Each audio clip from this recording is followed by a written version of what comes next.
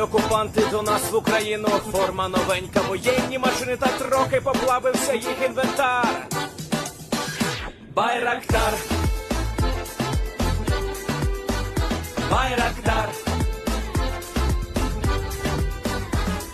Російські танкісти сховались в кущі, щоб лаптем посьорбати довбані щі, та трохи у чах перегрівся навар. Байрактар,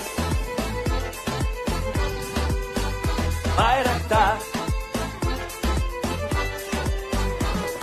Приперли зі сходу до нас барани для восстановлення великой страны. Найкращий пастух баранячих отар. Байрактар, Байрактар. Їх доводи всяке озброєння різне, потужні ракети, машини залізні, у нас на всі доводи є коментар. Байрактар,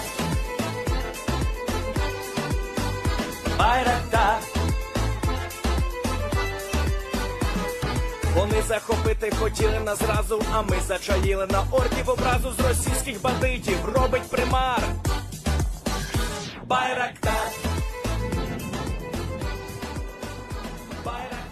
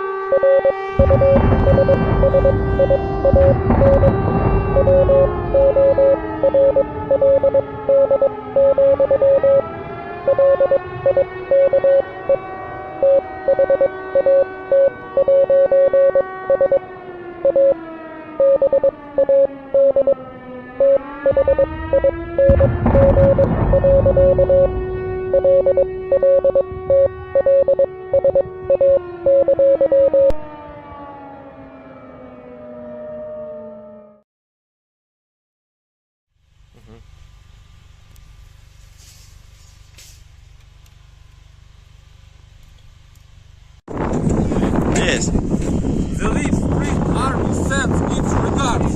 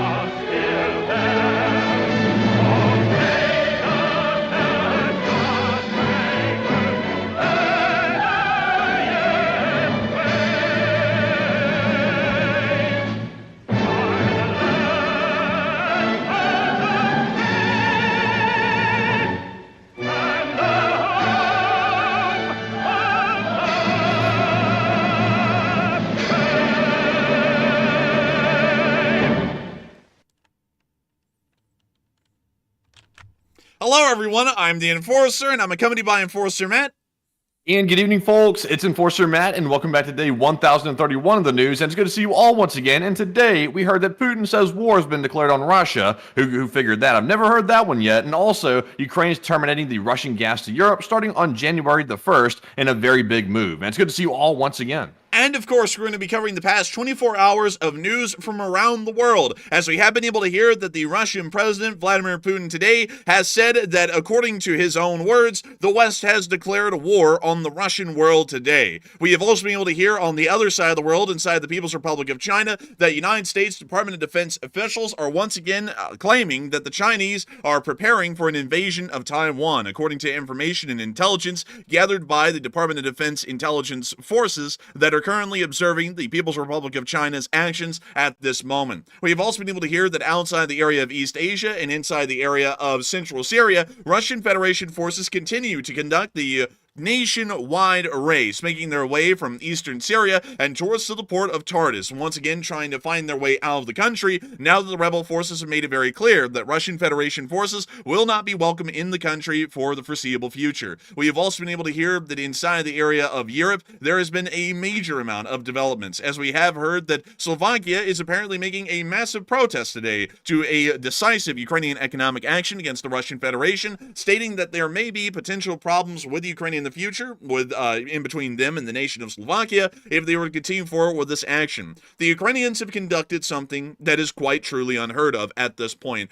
As of today, they have actually shut down every single gas pipeline that travels through the state of Ukraine and into the European Union, meaning that most Russian gas exports into the remaining countries within the European Union that are still largely reliant on Russian gas exports, once again propping up the Russian economy, has been shut down today. Another death knell nail for the already struggling Russian economy, with the Russian central bank sitting their interest rate still at 21% as of today. At the exact same time, we've also been able to hear that an Antonov 72 transport aircraft was destroyed in Moscow today by Ukrainian partisan forces. Meanwhile, within the area of St. Petersburg, another partisan set an enlistment office on fire in the middle of broad daylight within the central area of the city, once again showing that public anger against the Russian government is still beginning to rise. Meanwhile, on the Ukrainian front lines themselves, there has been a lot of action today, as North Korean and Russian Federation forces have continued their attempts at breaking Ukrainian defensive lines within the Kursk Oblast, once again being driven away by Ukrainian defensive efforts. We have been able to see that the Ukrainians are now beginning to drop propaganda leaflets on North Korean forces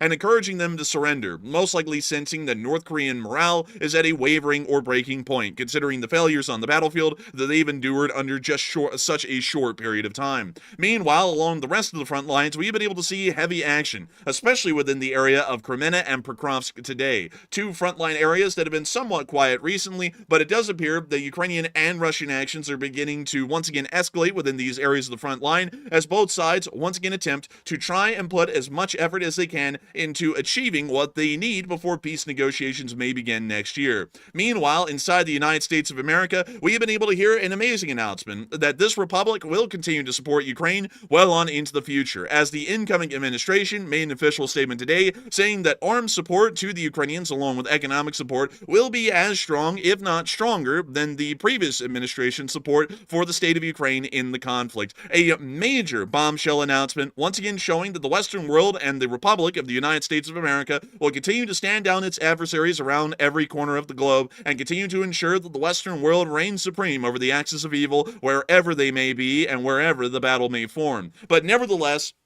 we have an absolutely massive amount of news today. It's huge, at least in terms of what people have been saying, and also of the actual details on the ground itself. And so moving on into the first major piece of news that we have today, we were able to hear a pretty shocking statement from Vladimir Putin, one that usually is relegated to the lower echelons of the Russian Federation's government. He has stated that the West has declared war on the Russian world today, and that was according to an actual Russian news outlet that published this, once again showing us that this was a direct quote that Putin approved to be put out by Russian state media today. And to read y'all the exact quote again, war has been declared on the Russian world today.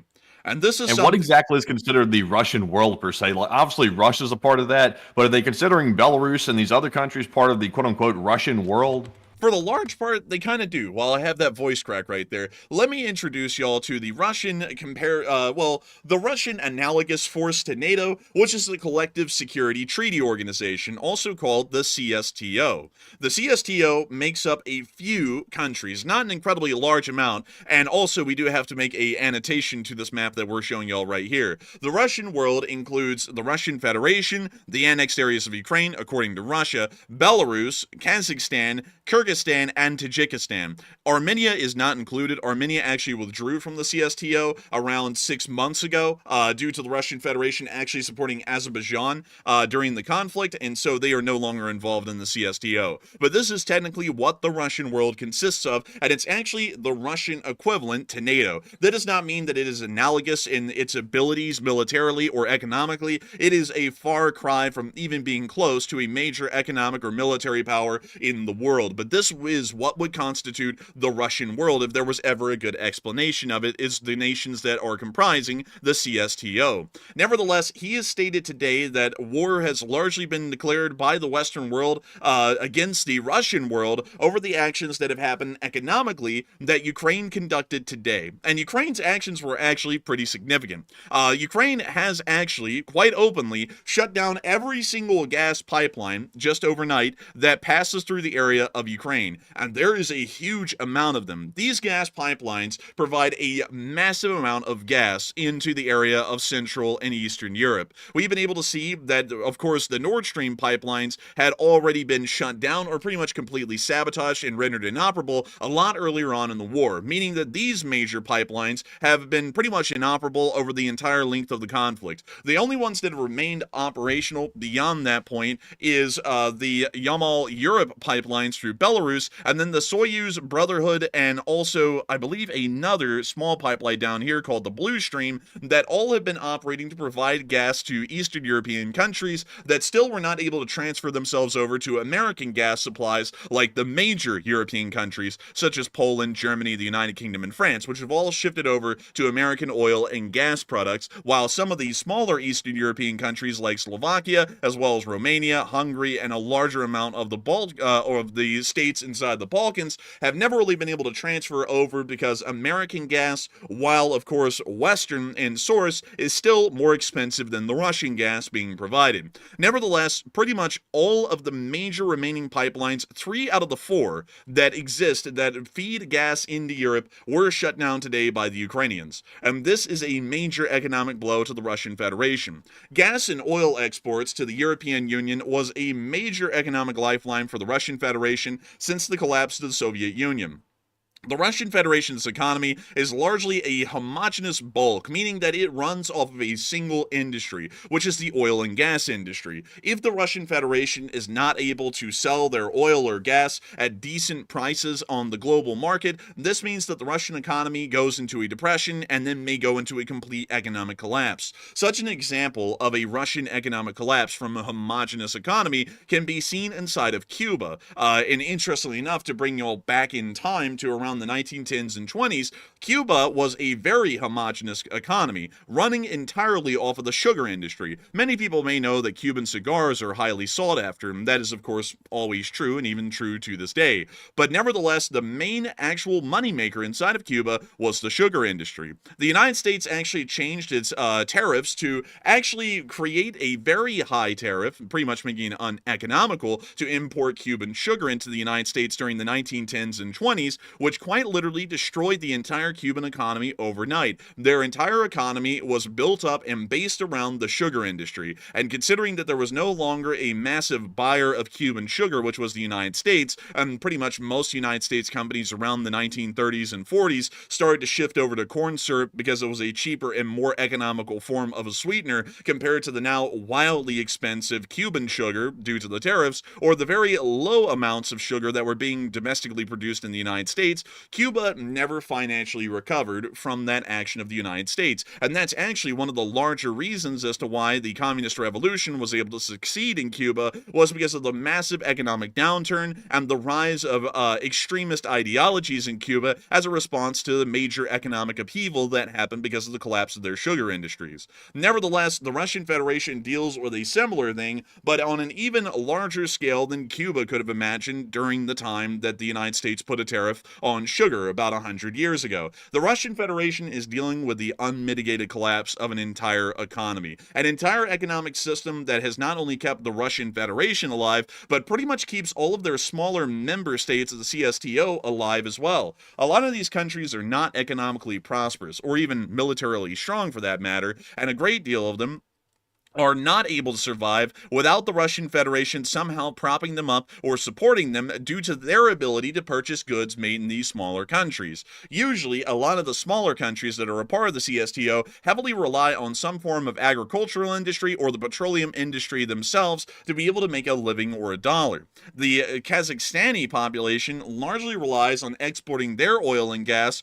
to surrounding nations, including the Russian Federation. But a lot of these countries are not able to make money unless if the Russian Federation is making just a smidging of money to be able to buy the products from the surrounding countries and have those imported into the Russian Federation. With this in mind, Ukraine shutting off the gas pipelines today, most likely with Western approval for the large part, appears to be showing us that the Russian Federation's economy will be taking a even sharper and faster nosedive than it has been in the past. We've also been able to hear... it's a little curious that they took so long to actually cut off those pipelines, because considering the fact that oil is one of Russia's largest industries inside of their country for their economy, it would have seemed prudent to probably cut that off earlier. So what do you think it was? Was it Western pressure forcing them to keep them open, or what was it? Interestingly enough, this is something that's always a little bit wild to talk about in war. The Russian Federation was actually still paying the Ukrainian state to keep the pipelines open because they actually have a licensing agreement to continue to operate those pipelines, and the Russians will pay the Ukrainians to do it. So the Ukrainians were actually making money off of the Russians running the pipelines. But now they've decided that due to the Russians continuously escalating the war and causing an even more dangerous situation in the conflict, they're going to shut them down completely, because while Ukraine, or the Ukrainian government, really will not be making a lot of money continuing to allow these pipelines to function inside of Ukraine, they're also going to be shooting Putin pretty much in the head in an economic sense, and pretty much leading the Russian economy into an unmitigated free fall at this point due to one of their last lifelines economically, which is the continued flow of Russian gas into Eastern Europe. If with them shutting that off, the Russian Federation may end up collapsing even faster, meaning that peace negotiations may arrive even sooner.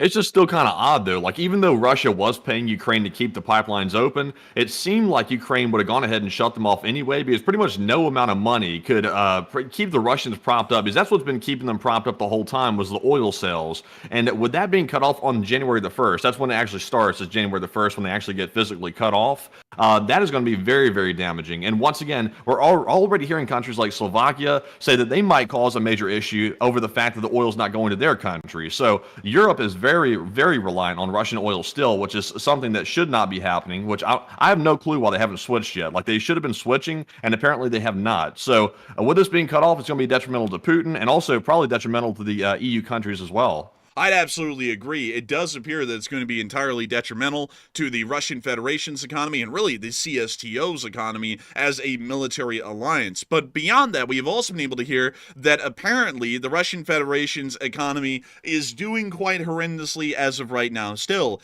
interest rates from the Russian central bank are still unchanged at 21% as of today. And the Russian central bank kept its key interest rate at a steady 21% on Friday, defying expectations that the rate would be increased by 1 or 2 percentage points. Analysts at Russia's Sberbank, or Sberbank, said earlier that they expected the central bank to raise its key interest to as high as 23% this month as it continues to battle against rising prices across the entirety of the nation. While the Russian Federation Central Bank did not raise the interest rate today, a 21% interest rate is an insanely high rate. Matthew, tell everyone what the current interest rate is inside the United States currently. So our rate, I think it's hovering around 4.5%, I think. 4.5% is usually considered fairly high even here in the United States. It is usually meant to battle some form of a rising inflation. And the inflation inside the United States is happening. The United States economy is going through a little bit of a rougher patch, at least at the moment, but still is doing fairly okay, considering that the alternative is the Russian Federation's economy, which is doing so poorly. Their interest rate is currently at 21%, and they're arguing about even bringing it up to 23%, nearly a quarter of 100% interest rate, a pretty high amount when you honestly start to sit down and think about it, and it is once again showing us how rapidly the Russian Federation's economy is free falling at this moment and not really surviving the major economic tumult that's being made by Western sanctions, and now will be further exacerbated by the Ukrainians shutting off the pipelines here within the next week and a half or so. We've also heard that on top of that, the Russian Federation has heard that saboteurs have destroyed the Antonov 72 at the airfield outside of Moscow. Well, one of the airfields outside of Moscow. There's an incredibly large number of them. And we can see here a decent amount of the Antonov 72s just sitting out there.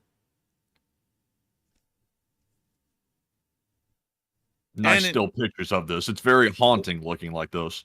Oh, we finally saw a flash right there, and you see the fire in the distance as the Antonov 72 right over there on the left side of the screen caught on fire. Antonov 72s are a little bit rare and smaller in size as far as military transports go. Let me try and pull y'all up a picture here of an Antonov 72 so that way y'all can see what these things are.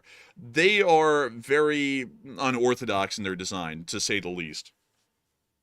Yeah, I would say I don't like the engines on the top of the wing like that. It looks kind of messed up. Yeah, it's a pretty messed up kind of an aircraft. There is currently about 195 of these in service, most of them being in service with the Russian Air Force, but they're not really that big or that significant. It is still very interesting to see saboteurs operating within the area of the Moscow metropolitan region, but still the impact is not going to be that big to Russian strategic airlift wings, as the aircraft is fairly small and the class of aircraft is rarely ever used by the Russian Russian Federation in any major airlift abilities. It is still showing us, though, that the Russian Federation's armed forces, as well as really their government officials, are always under threat, as there does seem to be a heavily active Ukrainian partisan cell that is operating within the city of Moscow at this moment and is raining terror not only on Russian military officials, Russian scientists pertaining to the production of war materials. They're also continuing their attacks along Russian military infrastructure and targets as well. Once again, continuously showing that the Russian Federation's security apparatus, such as the FSB, is completely unable to deal with the situation of the current partisan cells that are still operating within the city of Moscow at this very moment.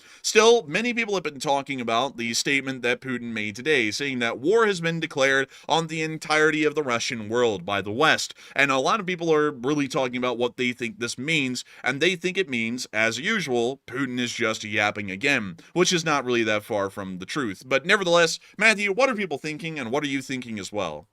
All right, so what does the audience think about Putin's statements today? Pretty charged statements, that is, but once again, pretty much when Putin talks, he lies. So 60% said Putin is simply yapping once again, while 18% said Putin will attack the West soon, and 15% said it sounds like a preparation for war.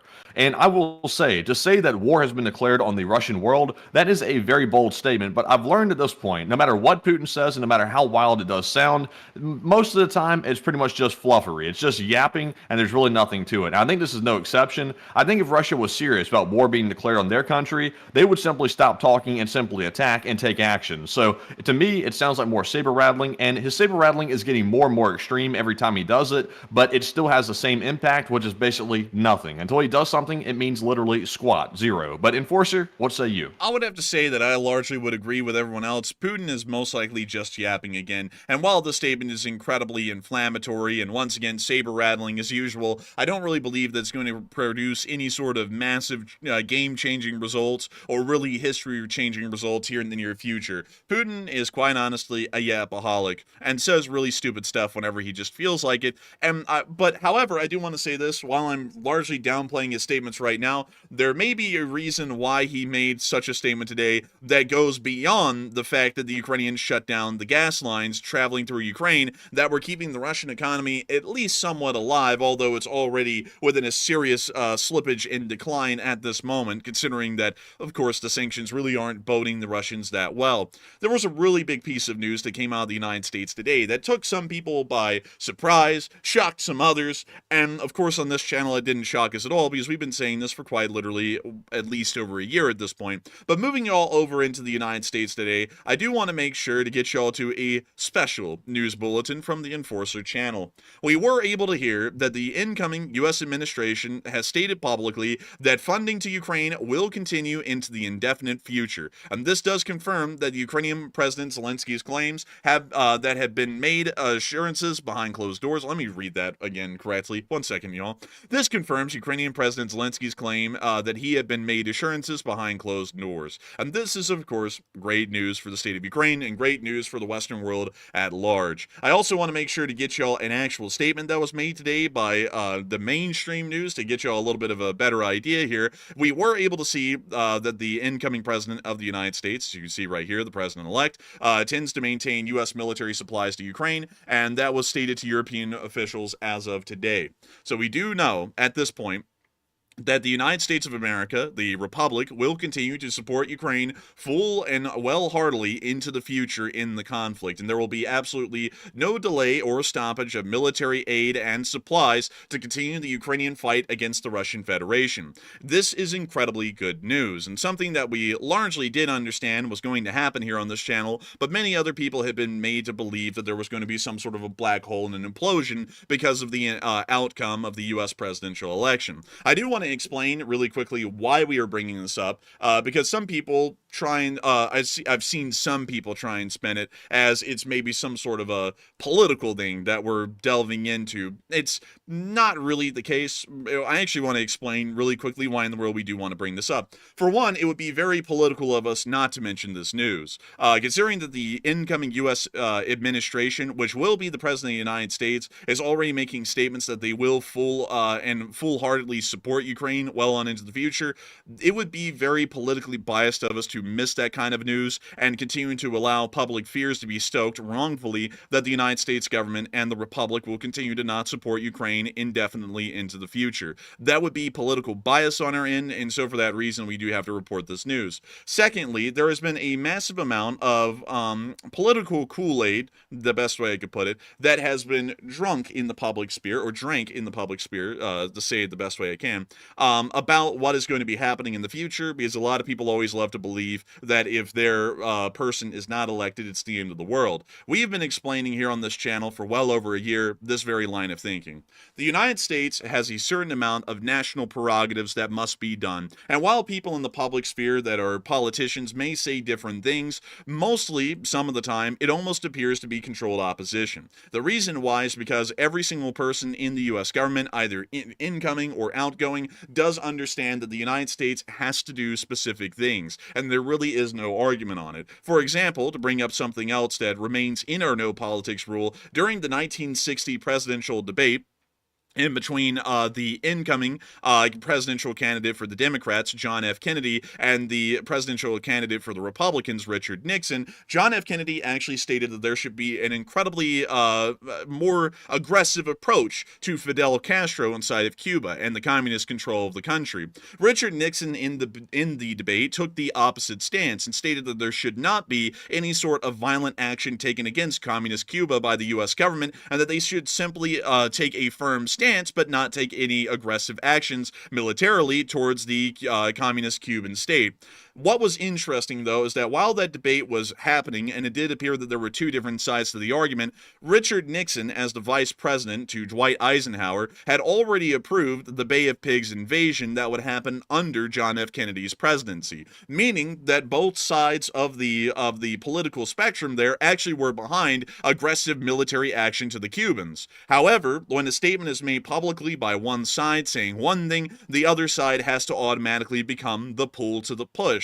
And for this reason, on a public level, sometimes it does appear that some parties or some different groups may not have the best interests of America in mind as far as foreign diplomacy. But here on this channel, with the interests of Ukraine in mind and speaking about the strategic implications of allowing there to be a total defeat inside of Ukraine, it was quite obvious from the onset that either side, no matter who was going to win, was going to continue Ukraine support well on into the future. It is a national prerogative to continue to put our adversaries and rivals, such as the Russian Federation and the People's Republic of China, into incredibly difficult circumstances and to continuously keep them at a disadvantage. And the war in Ukraine, regardless of the outcome, continues to put the Russian Federation at a severe military and diplomatic disadvantage. And for this reason, we knew that this was largely going to be the outcome. It has come as a surprise to many others, but once again, we knew that regardless of the outcomes of the election, this was going to be the answer regardless who was elected. So once again, it does appear that our analysis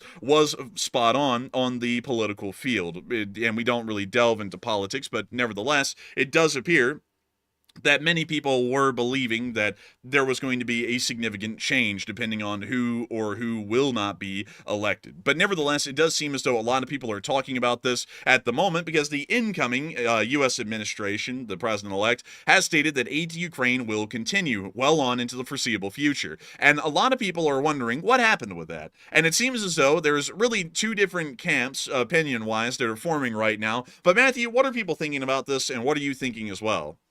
All right, so what happened to cause this sudden change? So 40% said aid was never going to get canceled going to Ukraine from the United States, while 30% said negotiations are becoming more unlikely, and that's all of a sudden why this change has been made, and 23% said let's wait and see first because they're not sure if they believe it or not.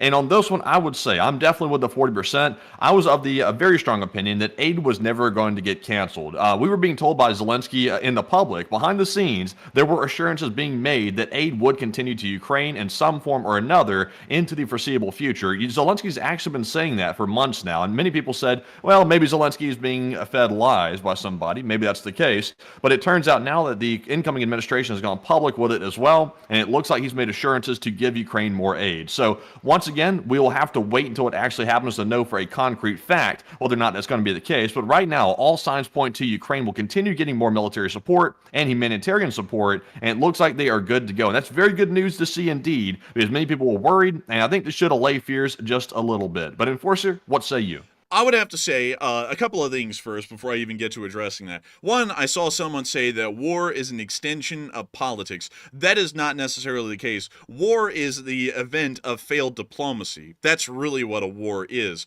Politics does play a small part, a very, very small part in diplomacy and foreign affairs, but I would have to actually say it doesn't really play that big of a part. Really, there's a whole bunch of different motivators and mechanisms that operate inside of each and every nation on the planet that makes the foreign policy actions of their country almost a default measure. The United States will never become an ally of the People's Republic of China or the Russian Federation well on into the future. Economically, we are so deeply tied into Western interests, there's absolutely no way to make that change without completely destroying the United States to its core. Therefore, because of those economic reasons, which we could explain the thousands of them that exist that ensure that the United States will remain Western aligned, the United States will continue to support Western interests simply because it is within the United States' political aspirations, really for anyone in politics, to say that the United States is a successful economy. And by pulling us out of the Western world and aligning us with countries that we have never been aligned with and have no economic interest or stake in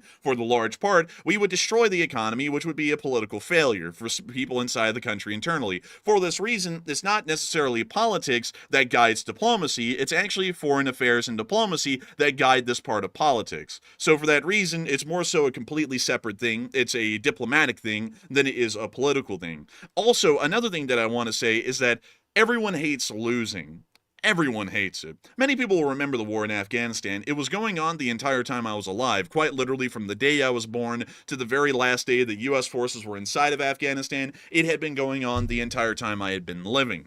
And everyone wanted to get out of Afghanistan. No one wanted U.S. forces to stay there. No one wanted to hear about the unfortunate death of a soldier of this republic every once in a while, every few weeks, or the casualties of several as they were wounded in some sort of a vehicle-based IED bombing of a FOB somewhere inside of Afghanistan. Everyone wanted to leave. But when we started to leave and the Afghan government that we had attempted to prop up started to collapse, everyone became embittered. And then they didn't really want to leave Afghanistan, they wanted to win. No one wants to lose a conflict. That is the reality of the situation. Regardless of the costs of a war, everyone hates it to hear when someone loses, or something doesn't really go as gracefully as it could have been. And that's why in the war in Ukraine, there's no way that anyone in the United States is just going to pull out of Ukraine and allow the entire country to fall. It would make absolutely no sense, because while a lot of people may say, for some reason, that they do not want U.S. support to go to Ukraine, although no American lives are being lost in Ukraine at the moment, which is kind of weird, because it used to be that they didn't want American blood spilled overseas, and now no American blood's being spilled overseas, and we're just giving them retired equipment that we were going to get rid of anyways, and now we can't even give them that, but that's beyond the point. People say that they do not want support to go to Ukraine. And then once Ukraine starts to lose, people will start pointing the finger at the U.S. government and saying that the U.S. government sucks and the United States sucks because we got defeated again. And that's just how it works. Yeah. 100% they will. And I was going to bring up Afghanistan myself and say, you know, whoever was left holding the bag on Afghanistan with the withdrawal from that was going to have a bit of a stain, because it wasn't exactly a great thing that we were leaving Afghanistan. We did it for various reasons, which I'm not going to get into right now, but it was not really like a victorious thing to leave Afghanistan, I don't think, especially the way it happened. It was not victorious. And we do not want to basically pull out of Ukraine completely, stop supporting Ukraine, then let Russia take it over after the many billions and billions and billions of dollars we've sent to Ukraine. That would be considered an absolute utter failure, and whoever's in charge at the time that happens will have a permanent stain on their record, no matter how they feel about the issue. The history will remember them as the losers. They're the ones who backed out, and they're the ones who let it go to the Russians, who are right now our mortal adversaries, and no one wants that on their record. And that's why I knew the whole time aid was going to keep going to Ukraine, because the incoming guy is not going to have a failure like that on his record. At least in his view, he does not want that. And that's exactly one of the motivators that's keeping this thing going. Another thing that I want to point out is, once again, the economic concerns. And then secondly, no one really has a choice when it comes to the friends that we've had. We've built up the alliances that the United States has economically and militarily over decades, you can't really just erase that within just the swipe of a pen in a single year. It just cannot happen. The distancing and growing relationships of countries takes decades. And while there are some influential members or people involved in increasing or decreasing relations in between nations, it simply just does not happen in the course of 4 years, or much less even 8 years for that matter. It just will never happen that way. So with this in mind, this is why you will see that Ukraine is supported well on into the future. The statements have been made clear by now the incoming U.S. president-elect. That's also been made very clear by Zelensky. And to be entirely honest, anyone saying otherwise is living within a alternate reality, simply to try and continue the domestic political ramblings of people who are too invested into domestic politics to see with clear eyes. There will be many people who will not believe this. For one, some supporters of the president-elect will simply not believe this, because a lot of those people voted for him on the concept that he was going to let the Russians win for the large part. So these people are not going to live in reality. They are going to deny it well on into the end, because they will not want to realize that they may have been lied to. The other group that just hates the president-elect will continue to lie about him supporting Ukraine, or really just deny that he's supporting Ukraine, because generally those people are so biased against him and hate him so much they don't want to think that he could maybe possibly do something that would be aligned with their interests. So there's going to be a lot of people, to be entirely honest, on all ends that will be living in a fair bit of denial for the large part on what is happening with this. But nevertheless, I hear that Matthew's got a point. What do you got, Matthew? All right, and also do this as well, folks. Remember I said this, because this will start becoming a new thing you'll hear quite a bit. Remember that most of the money being spent to help Ukraine is actually not being sent directly to Ukraine. It's actually being spent here domestically in the United States to upgrade our current stock of military equipment. We're basically replacing old equipment and then sending that old equipment to Ukraine for them to use on the battlefield. So you're going to start hearing that as the new way to explain away why that policy point has suddenly changed. That will be the new thing being said. It'll be basically, we're modernizing our military and we're giving basically the scraps to Ukraine. That'll be the way it's kind of eased over with the certain people out there that don't want support to go to Ukraine, and that'll suddenly become the thing that is currently a good thing that the people that don't like supporting Ukraine will eventually start accepting as reality. So that'll probably be what happens. And once again, I did see several people in the live chat, like Judy from the live chat, saying, could you talk about how the money for Ukraine doesn't go to Ukraine? And you were exactly right. Like I said, most of the money does not go to Ukraine. There is some money spent to help keep the Ukrainian government running, but most of it is spent on our own new military equipment, which is a huge, huge distinction, because we're not just buying brand new stuff for Ukraine and sending it. That's going right to us. And it is about 90% of all of the spending bills in all of the funds that have been approved for Ukraine isn't going to Ukraine. It's going into the United States economy. And that is a lot of money. The government has spent over just the past 3 years an additional $200 billion. I believe it's a little less than that at this point. Actually, I think it's somewhere around $160 billion, pretty much internally inside the United States, supporting arms manufacturers and producers and bringing forward American jobs. It's actually been a great thing for the economy, and it's also been a good way for us to get rid of old equipment and justifying replacing our ground forces stocks, which is a very, very good thing in the long run, especially for our military and its posturing globally. We are able to get rid of old junk that's been around for 40 or 50 years and replace it with brand new equipment, brand new ammunition, brand new howitzers, brand new MRAPs, brand new, hell, quite literally everything, ATGMs, you name it. We're getting new stuff, and they're building it and then putting it into U.S. arsenals so that way they can sit there for the day that it might need to be called upon, or in about 50 years time we'll then get rid of all of those old stocks and then bring forward new purchasing contracts to replace it and buy new equipment. Nevertheless, this is a very good thing. It's an incredibly good thing to have done, and it's a great thing to hear that this is going to be the case. I also saw... And also, Enforcer, it's wise to do that, because we're already needing to go ahead and prepare for a potential World War scenario in the next 10 years. The military generals have been warning us about that for quite some time now, and we were already preparing for that. So the thing was going to be, what are we going to do with our old equipment that we're decommissioning? Where's it going to go? And it turns out, I'm not saying that we're dumping like nasty equipment on Ukraine, like it's still fine equipment, but it simply is getting a little bit outdated compared to, for example, if the U.S. needs to fight China one day, we need the top best equipment to be able to fight them toe to toe. Because even though China's military is not the best, trained fighting force on the ground with infantry, they do have some high-tech military equipment that we need to be able to combat. And the old stuff probably wouldn't be able to keep up with it. So Ukraine can use it to defend themselves, and then we can rearm ourselves with the best stuff to be able to fight a world war if necessary. And also, I see some people, really quickly before we move on from this, some people are not willing to admit the reality. I saw someone say, well, not according to certain individuals within the incoming administration. And I always see people are going to hold on to the last straws they can if they have a bias for or against someone. I really don't have a bias for or against the incoming president-elect or the current president. They're the presidents of the United States. The incoming one will become the president in January and will continue to be the president for the next 4 years, and we will back and support any decision that president makes and hope that it's the best decision with the Republican mind, just the same that we did with the current one, where I'm never going to go out of my way, especially because we're not political, to start bashing or praising individual presidents. But one thing I will say is that it does not matter what people in the incoming administration are saying. A lot of these people are buffoons, to be entirely honest with y'all, and really do not know what they're talking about. Just to speak with y'all very frankly here and honestly on this.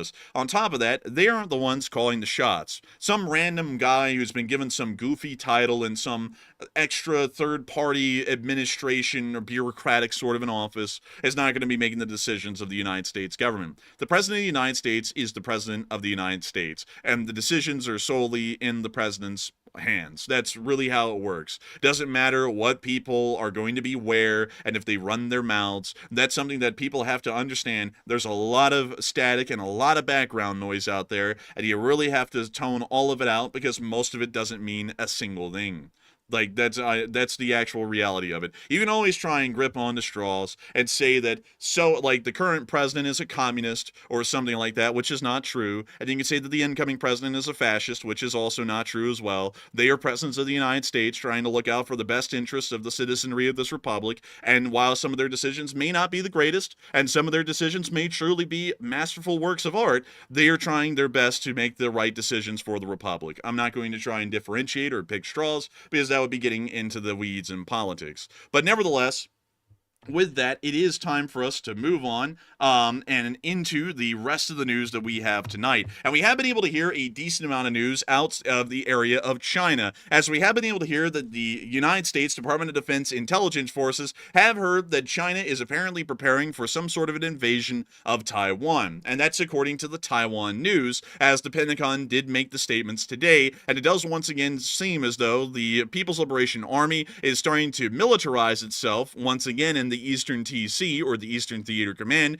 and once again prepare for an eventual ground invasion of the island of Taiwan. This has been something that has been on the back burner for a little while, and we've covered it here and there as it's popped up really with the joint sword and impromptu war games that the People's Republic of China has continued to conduct around the island of Taiwan, but it is a very interesting one for sure, and it once again is showing us that the United States is having to keep a constant eye and is continuing to also keep constant attention on what's going on in the East Asian area as the Chinese continue to threaten a very key part of the Western world, which is Taiwan, with a significantly sized economy for its population, as well as a very important and strategic supplier of semiconductors and computer chip wafers. But nevertheless, this is something that we are still looking at in the background. It does seem as though the Chinese are fairly serious about this, and I also want to make sure to put this out there as well. This is quite literally the infographic from the Army Techniques Procedures on Chinese military tactics. I'm not even kidding. This is literally the exact same one out of the U.S. Army's ATP, and once again, everything goes back to the ATPs. If you get the Army's ATPs and read them, you can cut through all the fluff and get straight down to what the facts are about the Chinese, the Russians, and the Iranians, and even the North Koreans, because the Army makes pretty much overviews of each and every one of their armed forces, their abilities, and how they would actually fight on the field, and a lot of the diplomatic considerations that would be made when conducting battle with these countries. It's a very interesting kind of a read. Cannot recommend them enough, because this is literally the ATP's infographic. I wish you know what? Let me go find this for y'all. Let's see. Army Techniques Procedure. Let's see. Chinese Tactics PDF. Here we go. The Army Publishing Directorate. Let's go to the Army Publishing Directorate and go grab this thing. And any second now. Any second now. Come on. Hang on. I'll go to this one instead. Okay, this is not it. That is from Tradoc, and that's not what we're looking for. We are looking for this one, if it loads. And I'm hoping it does. Oh my lord, you've got to be kidding me. This is ridiculous. Also, 1 second, let me make sure to take care of that. But dang, man, I cannot load it up. I have the book, but I can't show you all the book because I don't have a camera to be able to show you all that, like, on a camera. But nevertheless, this is once again referring straight back to the Army techniques procedures. But beyond that, we are also hearing a lot of people talking about what's going on in Europe because, sadly, we really can't talk about this much further than the Pentagon once again warning everyone that it does look like they're making preparations in a warlike stance and a warlike footing on in the future. But still, a lot of people are talking about what's going on over in Europe, with the Ukrainians now shutting down the gas pipelines on January 1st. And a lot of people are wondering, will the Russians retaliate over such a massive economic damnation that the Ukrainians are making by shutting down these pipelines? And it seems as though loads of people are believing that the Russians are going to go absolutely berserk over this entire thing. And so what are people thinking? All right, so there was no transition into that one. I was thrown off guard by that. But 61% said yes, Russia will go berserk over this, while 22% said no, Russia will simply be quiet and go away, and 8% said Ukraine will not shut down the pipelines by January the 1st. And I honestly think that Ukraine will shut that down. I think there was some Western pressure being put on Ukraine to stop them from shutting the pipelines down, because that will send the oil prices sky high in Europe, I would imagine. So that is going to be a side effect of that. But nonetheless, I think it's a worthy side effect to actually shut down the Russian economy, because this is going to be actually very, very devastating to the Russian economy. Because without being able to use those pipelines to sell their gas and oil, that is going to put a massive dent in the Russian oil industry. And honestly, I think Russia is going to go berserk over this. But the question is, what do they have left to do to actually retaliate for it? And I'm kind of at a loss for that. Unless they're willing to start firing IRBMs on a daily basis, I'm really not sure what they're going to do. But surely they're not going to simply be quiet over it, because this could mean the death of the Russian economy if this does happen by January 1st. So I really doubt they're going to stay quiet. So I think they're going to do something, but I don't know what something is going to look like. But Enforcer, what say you? I would have to say that, in my opinion, and also, Matthew, really quickly, I just saw this one. This was interesting. Someone said, "This is a channel where I heard first that Assad's plane crashed fatally. Don't trust him. Bye." It's like, we didn't say that. It's like, I don't even know where you got that from. Like, we said that it looks like it crashed. We don't know if he was in it or not, or if he's somewhere else entirely, or if it was spoofed. We went over, like, every single analysis. So, you know, if you're too, smooth-brained to understand that we went down every single possible avenue when getting that news, then this channel isn't for you. You might be more so looking for the coloring book section of YouTube, which is that way. But beyond that, I do want to say that Russia is most likely going to be going berserk over what is happened with the Ukrainians now announcing that they're going to be shutting down the gas pipelines. The gas pipelines are one of the few ways that Russia is able to keep the economy alive. And let me go see if I can actually get y'all the Russian economy and show y'all the major parts that are made up of oil and gas resources. So let me go here. And let me go down here, because eventually there should be a graph and a map of this. And it's such an important thing to talk about. It really is. So, dang. Man, they removed it from the Economy of Russia page on Wikipedia. Isn't this terrible? This is absolutely unfortunate. A travesty, no doubt. But let's see here. I be dipped. Dang, man. Okay, so anyways, Russia is a major oil and gas supplier, and around 70% of their economy revolves around oil and gas production. It is a very important part of the Russian Federation's economic survival, and for that matter, economic growth. With the Ukrainians pretty much shutting down the key ways that they're able to keep their economy alive through shutting down these pipelines, the Russian Federation will most likely go through a absolutely horrific collapse here on the future, and we probably will be seeing that the Russian Federation will not really have a good or apt ability to even try and cook the books to keep the economy alive. So with this in mind, I generally do believe that the Russians are not going to be hanging in to this thing for that much longer, and while they probably do want to do something about it, there really isn't much for them to do. I mean, rather than burning down the entire house, there's not a lot that they actually could turn to, and hopefully, Matthew, the lag is subsided now.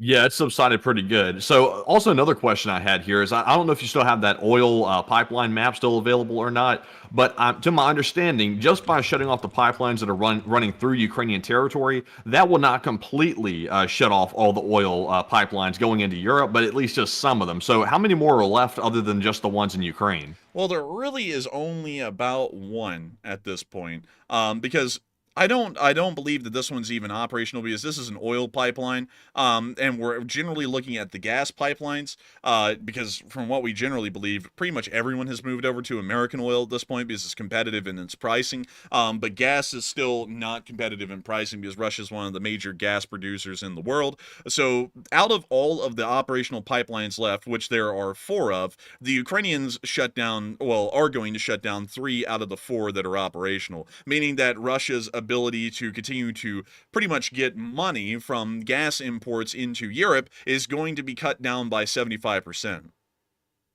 Honestly, to me, I'm going to say this. It might be a bold statement here. That sounds like it could be the death knell in the Russian economy because their oil industry is already suffering badly. Like some of the top oil companies in Russia are on the verge of bankruptcy, and that's even with the pipelines open. So if you shut off 75% of the capacity to carry oil into Europe and to sell it, then unless you're going to start resorting to flying it in or training it in or something like that, I'm not really sure how they're going to recover from it.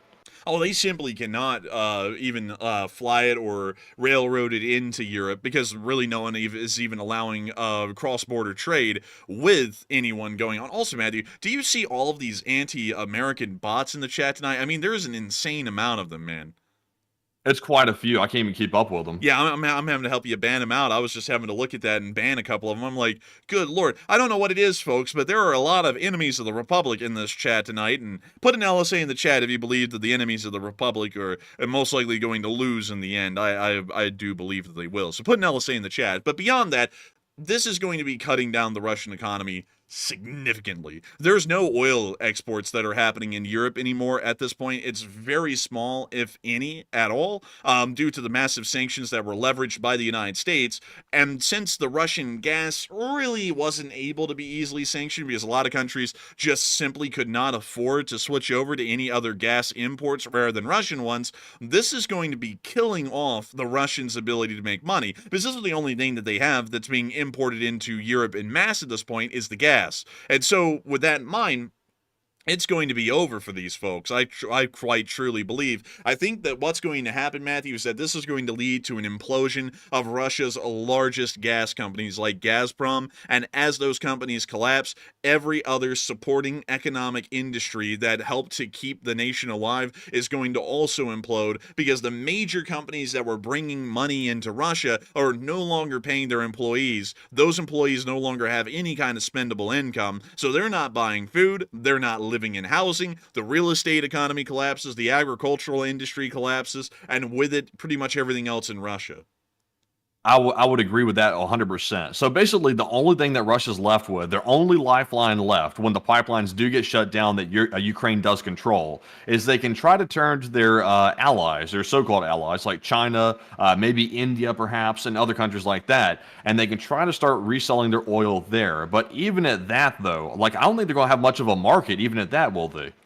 I don't think they will. I mean, like, China already has their own supply line set up for the importation of oil because China actually consumes far more oil than they produce domestically, and therefore they have to import a large amount of it from overseas. But I believe they get most of their oil from other sources, not specifically the Russian Federation, so they would have to start massively changing their economic partnerships with surrounding nations, including their attempts to try and build up some Middle Eastern influence to just try and keep Russia alive. And I don't necessarily think they would want to keep the Russians alive. I think they truly want to see them beat down into the dirt so that way China could come in and pretty much just make Russia a satellite state of the Chinese without a doubt because they would be so economically weak they really don't have a choice, and they probably continue to receive oil from other areas of the world where they're trying to build Chinese influence and eventually create a sphere of influence surrounding the Indian Ocean through the One Belt, One Road program. So I think that there's not really going to be a lot of help that they can get from the Chinese. And on top of that, the Indians aren't really that friendly to the Russians either. We've seen Modi make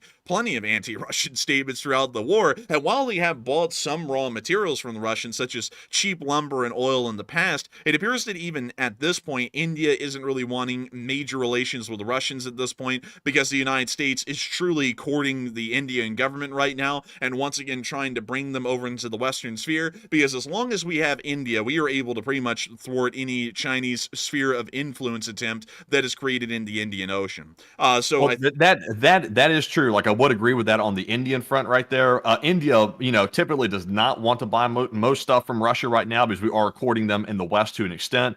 But even at that, though, like some countries like India that might not have bought, they might think twice and reconsider that if they consider the fact that Russia might fall as an economy completely and collapse. Some countries might change their mind and think we can't afford a total Russian collapse. That would be detrimental to our sphere of influence. So we might want to just help them out by buying some oil to keep them afloat. That might be what some of these countries start thinking, that we're not going to get involved before. Because in reality, what is a Russian economic collapse really going to look like? For the West, it would be the best thing ever, I think. But the only question would be, is Putin going to retaliate to the extreme before it gets to that point, or will he simply let it get to a collapse and simply go about his business and walk away? Nobody really knows right now. So out of fear, countries might step in to prevent that from happening. Matthew, I'm going to have to say something to disagree with that, because I was just thinking this. The Chinese would want them to collapse. You know why, Matthew? Because if all of the major Russian oil companies and gas companies collapse, they're going to have to be rebuilt. And who's going to rebuild them if not the Chinese? It allows the Chinese to literally siphon all the money out of the Russian economy from there until the end of time, and pretty much ensure that China remains the unmitigated power of the Eastern world, really of East Asia at this point, including even parts of Europe. Because if the Russian oil and gas companies collapse, it's no longer going to be a Russian state-owned economy. It's going to end up, when they rebuild, being a Chinese state-owned economy, meaning that the Russians would literally have to follow every whim and say of the Chinese without a shadow of a doubt, because they're going to be so economically controlled by the Chinese, they will have no other choice. It could be, maybe. I'm not sure if the Russian people would allow that to happen. They may not have a choice in the end, but I think they would probably try to prevent that from happening, because the Russians really do not like the Chinese. I just think on a person-to-person level, they don't like the Chinese for whatever reasons they've got.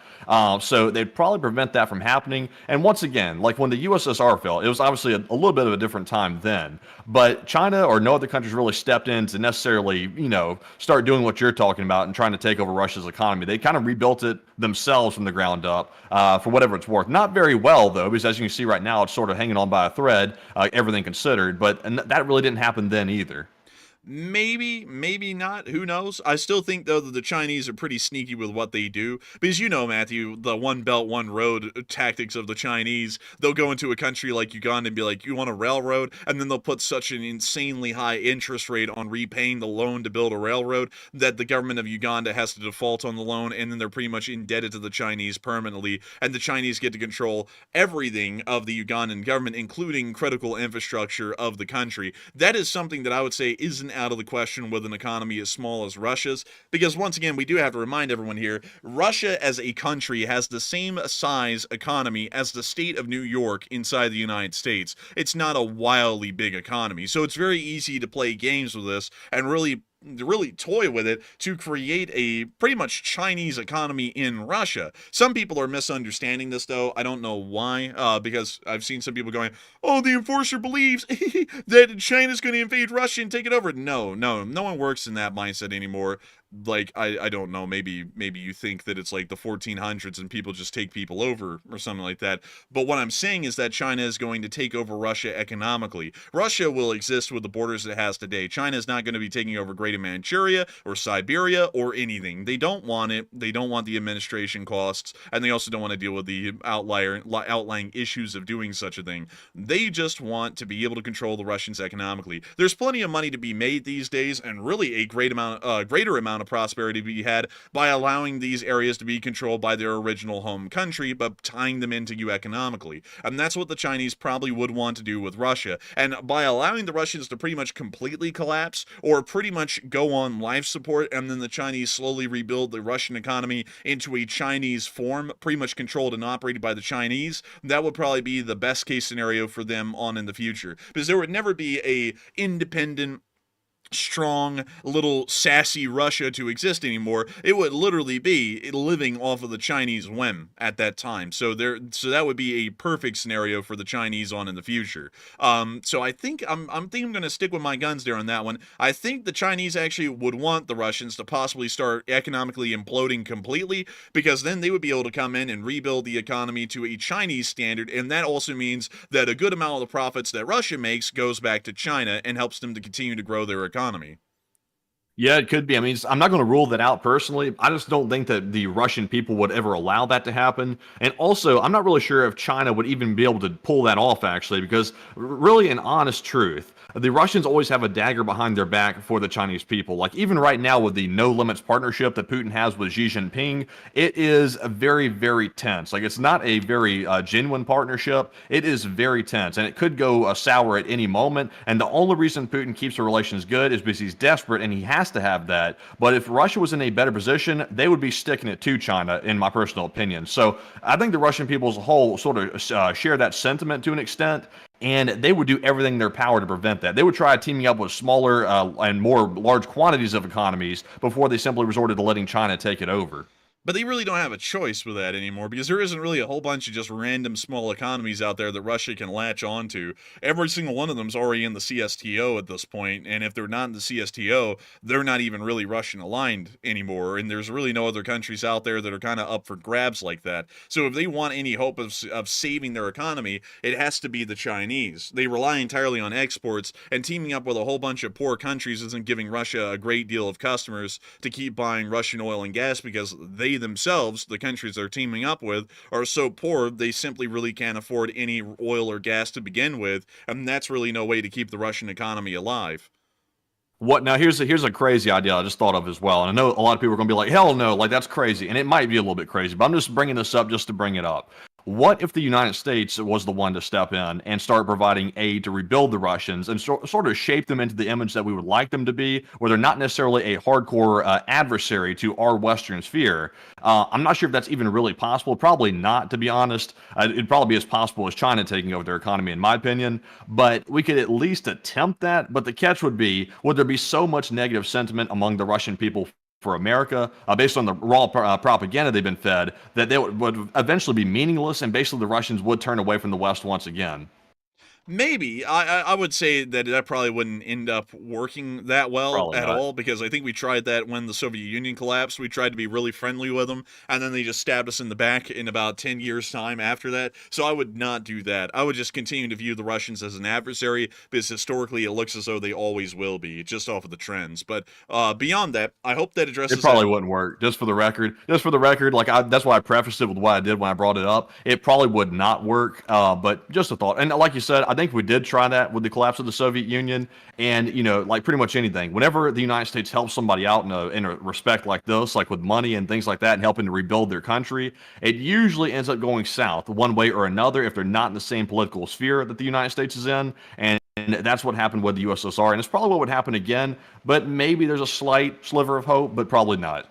Probably not. But beyond that, I do want to make sure to move us back on into the news, and also really quickly into a little bit of Syria news, because we did get one video out of the country today. And also, by the way, there's a lot going on currently with the interim government and how Syria is developing. We've just kind of trimmed that out of the news segment just because we don't know if y'all are really that interested in knowing the developments of the Syrian interim government or not. To be entirely honest with y'all, it's actually really positive news. But, beyond that, we don't know if y'all really care. So let me know in the comments, like in the live chat right now, if y'all do care about that or not, and we might start including news and developments about the interim government in Syria and what they're doing at the moment. Because to be entirely honest with y'all, it's really looking almost like it's leaning more towards becoming some form of a federal republic than an Islamic emirate at this point. It's actually sounding fairly positive. But beyond that, we were able to see more Russians continuing to make the race to the sea and passing through the western side of Oms as they continue to make their way on out of the country and to the base at Latakia. больше ни одна русская нога, скорее всего, не ступит на землю авиабазы Т-4 Т-4. Is it the devil behind the wheel? Yes, it is the devil. We drive it through Syria, блядь. We look at what we did, блядь. And also, it looks like a lot of y'all are really interested. Oh man, they're playing the there's classic. music. They're playing the. We can play this one. This one's actually called "Farewell to Afghanistan," and it's a song that was made at the end of the Soviet-Afghan War, as the Soviets were leaving Afghanistan in defeat. It's always played whenever anyone left Afghanistan. A lot of people were playing that song as America was leaving Afghanistan back in 2021, and now the Russians are playing it when they're leaving Syria. So I'm gonna let you just watch the clip and listen to the music because it's not copyrighted. I know that for sure. По ступеням обугленным на землю сходим под прицельные залпы наветовки лжи. Мы уходим, уходим, уходим, уходим. Прощайте, горы, вам видней. Кем были мы в краю далеком? Пускай не судит однобога нас континентный грамотей. До свидания, Афган. Этот призрачный мир не пристал добром поминать. What? I said, ow. What do you mean? That was my attempt to sing along with this song here, if you can call it a song.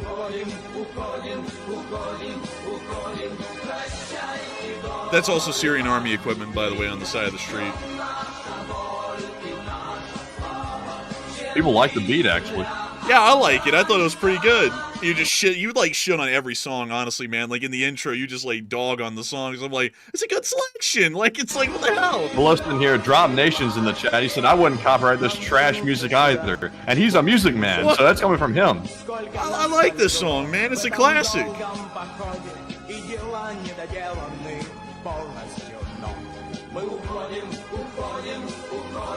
But this is just them driving through Syria in the convoy, and just endlessly driving through more and more destroyed Syrian government equipment of the Assad regime.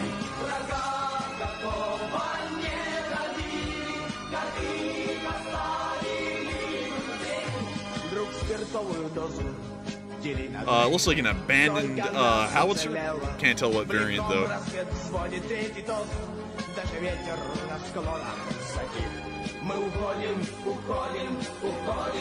I like that line in the bottom right corner. It said, "Call me later."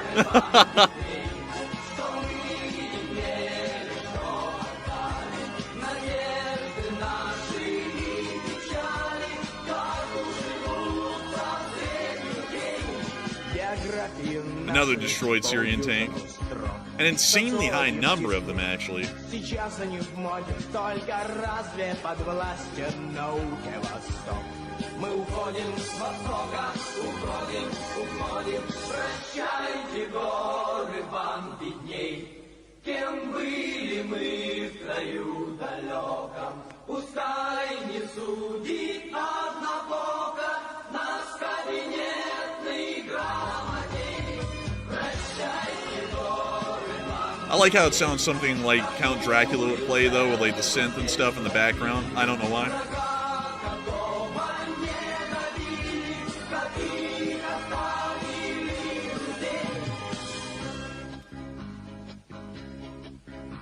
Мы уходим с востока. I'm talking out. You're hearing me right? Yes, it's crap music, yes. Thank you so much for listening. I thought it was okay, kind of, sort of. But anyways, that is, once again, the Russians leaving Syria still as they're making their way to the ports of Tartus and the air base at Khmenin to be able to try and get their way out of the country and back to the Russian Federation. It still seems as though things are not going well, and also due to the overwhelming amount of support that I saw in the live chat of people wanting to hear more about Syrian news, we will be including news about the Syrian interim government and its developments each and every night to let y'all know what direction the Syrian republic will be heading in the future. But moving on from that and out of Syria, it is now time for us to get on into the rest of the news up in Ukraine, which there is a pretty significant amount of it still. But before we get on to that, I do want to make sure that we address a couple of questions before we get into the remainder of the news tonight. All right. So before we get into our first super chat segment here, we're going to be getting this poll, which is currently running. It said, "What would a Russian collapse actually cause?" So 46% of the audience said a simple collapse of the Russian economy, while 29% said a takeover of the Russian economy by China, and 12% said Putin will never allow it. And this is one right here, which I'm a little bit on the fence on. I'm really not sure what a Russian economic collapse would actually look like. I really doubt it would be as simple as the economy simply going to bits and dust. It would probably be a little bit different than that. And I think Putin's going to use all his tools at his disposal to prevent the economy from collapsing. That'll probably be the first line of defense.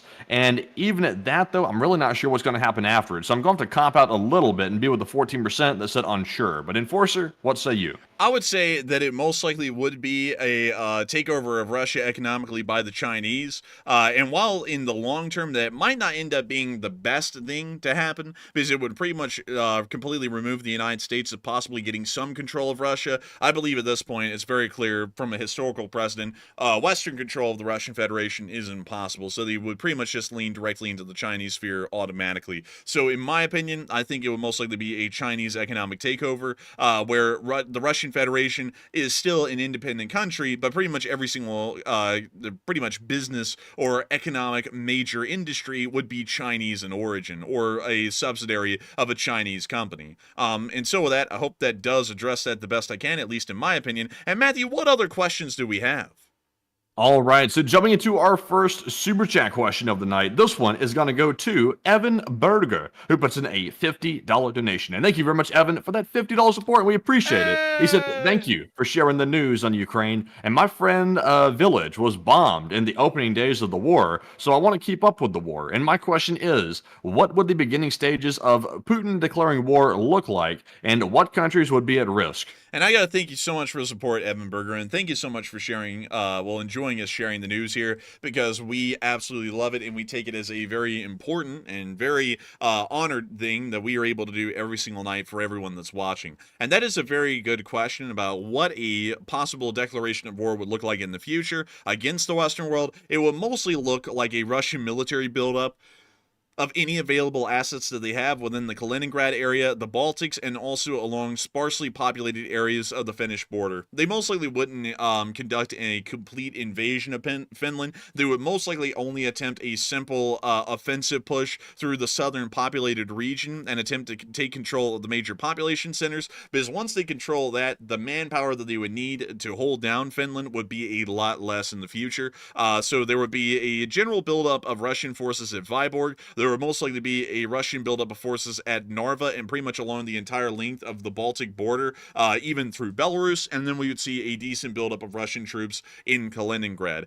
If we saw those things, we would know without a doubt there's about to be a war. They generally would try and close the Suwalki Gap, conduct a rapid offensive push to destroy any NATO forces inside of the Baltics. They would also try an offensive push to take over the major population centers of southern Finland. We probably would not see any major offensive push directly into Poland, because they generally would be wanting to deal with their flanks and secure those first, because if they didn't, NATO would be able to counterattack St. Petersburg immediately and knock out the second largest city in Russia within the opening months of the war, or really the opening month of the conflict, depending on how badly it went. Beyond that, there isn't really much more that they could do, because militarily they are greatly limited in technological and actual abilities because of a lack of training, and also due to a lack of high-tech equipment, which they simply do not possess to a Western standard. And so this would about be the best that they could do. And even then, it would not go that well. NATO forces would be able to rapidly stabilize the situation and pretty much stop Russian offensives dead in their tracks. The Western world would be able to achieve air supremacy very quickly after that, and we would then begin to bombard Russian forces on the ground using our unmitigated air supremacy. With that in mind, we would then conduct a counteroffensive, largely wiping up the rest of the Russian forces on the battlefield, and then start pushing back into the Russian Federation at some point, shutting off Kaliningrad from any further resupply or support from the air, land, or sea. We would also be making sure to besiege St. Petersburg, and then we would also probably be working on advancing towards Moscow from inside of Ukraine, as well as from the Baltics on top of that. So generally that's what it will look like, at least in its opening phases, because the plays in the game are fairly obvious at this point on what on who would do what in that kind of a conflict, and it would end up with the Russians looking like they're doing kind of good at the start, but they would end up losing in the long run without a doubt. So with that, I hope that does address that the best I can, Evan, and I thank you so much once again for support and helping this channel to keep on running.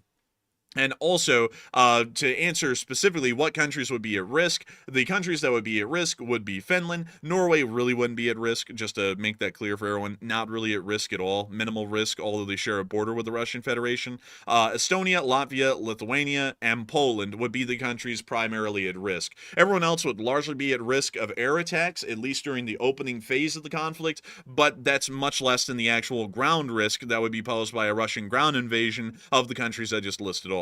But still, I thank you massively once again for support. I hope that was the best answer I could give to that question. And with that, we are on to the next one.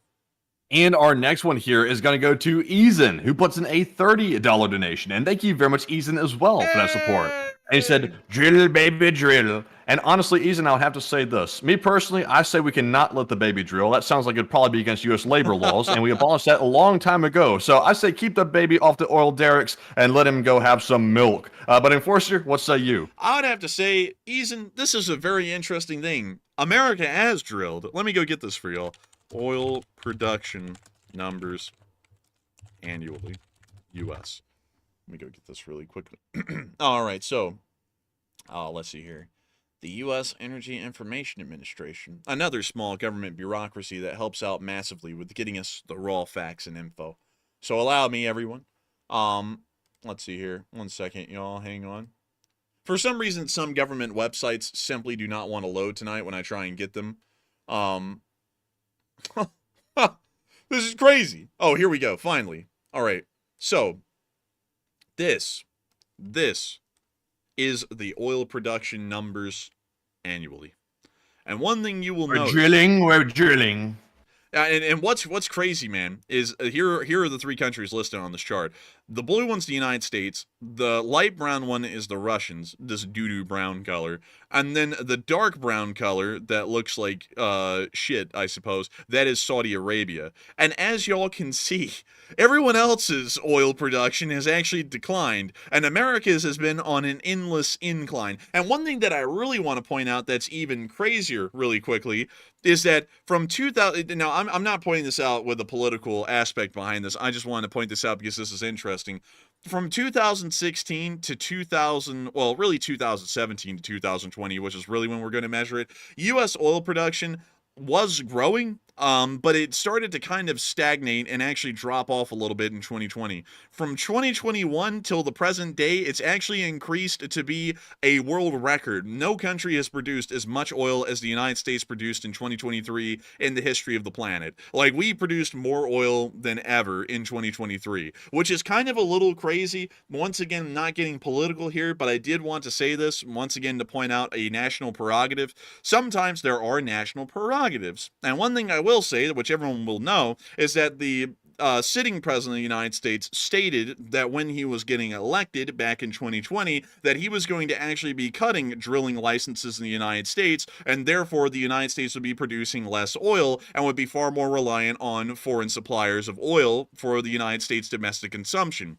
That ended up being entirely untrue, because while the statement was great sounding, the national prerogative was an entirely different direction. And considering that world oil supplies were becoming more unstable, more drilling licenses were granted over the past few years than ever has been in U.S. history. Actually meaning that we're producing more oil than last year than any other year in American history, which is actually kind of a crazy thing when you really think about it. And once again, it's showing y'all, because one thing I want to drill this into y'all's heads as the LSA.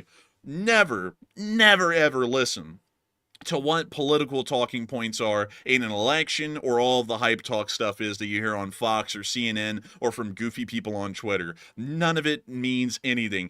Actually look at what's going on in the world. If the world is unstable, it doesn't matter whether someone said that they wanted to drill less oil or more. We're going to drill more oil. That's just the input in the equation. There's no choice there. It will happen. And what's even crazier is that even with this massive spike in oil production inside the United States, guess gasoline prices have continued to steadily climb over the past few years as well, simply because while we're even producing more oil at this point, we're still consuming more than we're producing, which is the craziest thing about it. But anyways, I hope that addresses... I just wonder, where's all this oil money going to? Because, you know, we're doing so much drilling of oil and we're producing so much of it. You know, Saudi Arabia, for example, is producing not exactly the same, but a similar amount of oil. And they're also building futuristic cities like Neom, that new city out there, and also that line, like a living space that they're building, like the That super seems futuristic stupid. thing.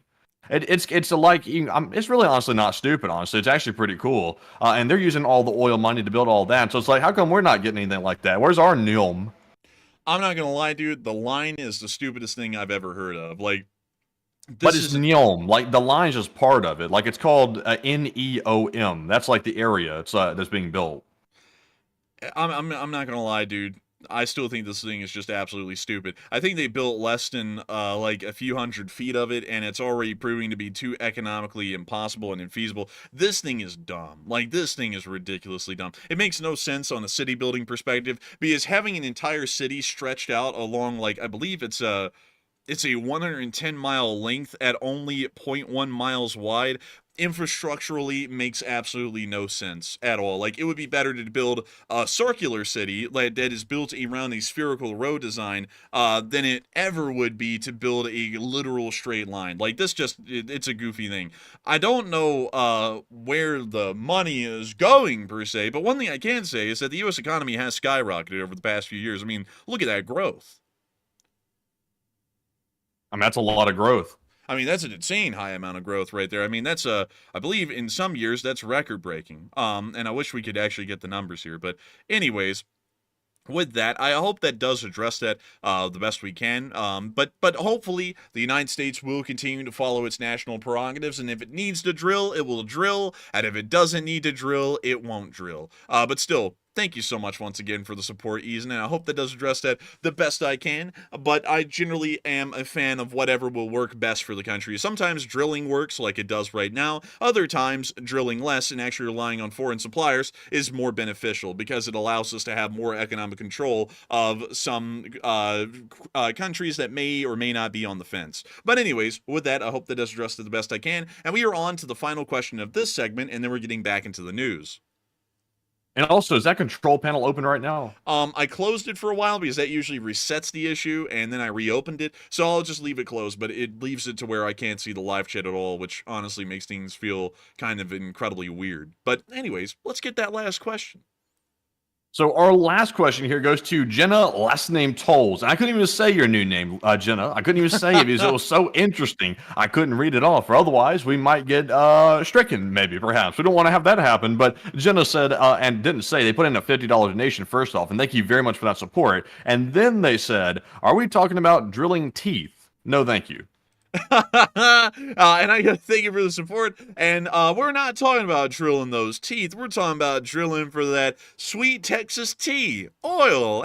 It's great money. It's good money, and it's great stuff. I mean, it makes a lot of people good jobs, well-paying jobs, and a good bit of money. And so with that, thank you so much once again for support and helping this channel to keep on running. And I got to thank you greatly for helping this channel to keep rolling. Because if it wasn't for folks like you, we wouldn't be able to make this thing a reality. We would not be able to make it possible. And I thank you massively for supporting this channel and helping it to keep on running. Because once again, folks like you with good jokes are able to make this thing a reality. And so with that, I hope that does address that the best I can, at least in my opinion. And with that, it is now time for us to move on into the rest of the news. And boy, howdy do we have a lot of it today. We were able to hear that. Oh boy. But beyond that, we were able to hear that some fella set an enlistment office in fire. Oh, he had a soundtrack too. An entire dramatic orchestra soundtrack as he threw Molotovs into the enlistment office and burned the thing to the ground. Look at him go. Any second now. Boom, right there. And he goes running away. I don't think he wants to enlist. I don't think he does. They said enlist, young man, and he said, how about no?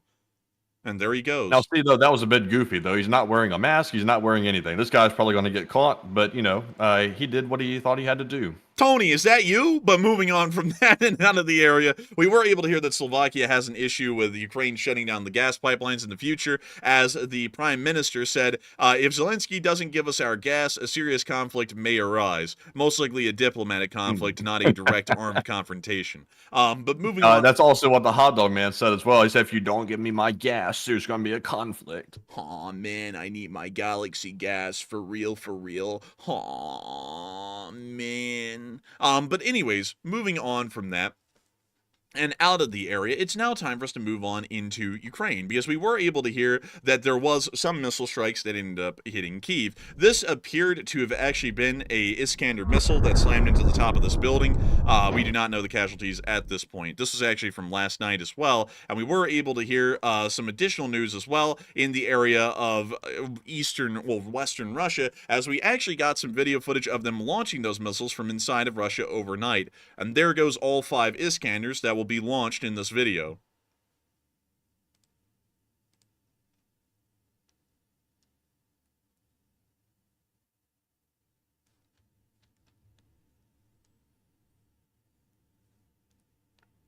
And I gotta say, what viewership tonight, Matthew? I mean, 10.6 thousand people are here right now, and we had a peak viewership of 12.6 thousand. Insane.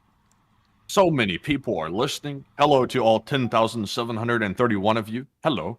There's many of them. And we also got to see the Ukraine strikes back, hitting some facilities inside of Kursk. And here's the footage. Oh, it fires down that whole street right there. Might be Hell Street, maybe. And we can see right there another fire and more damage that was caused by the HIMARS strikes.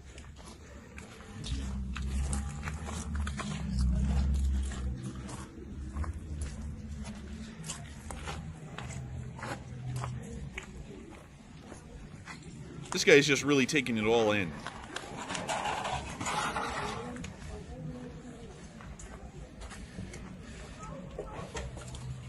Oh, that one went before I could even get it. But moving on from this little clip and on to the next one, we were also able to see some more damage in the area of Bryansk.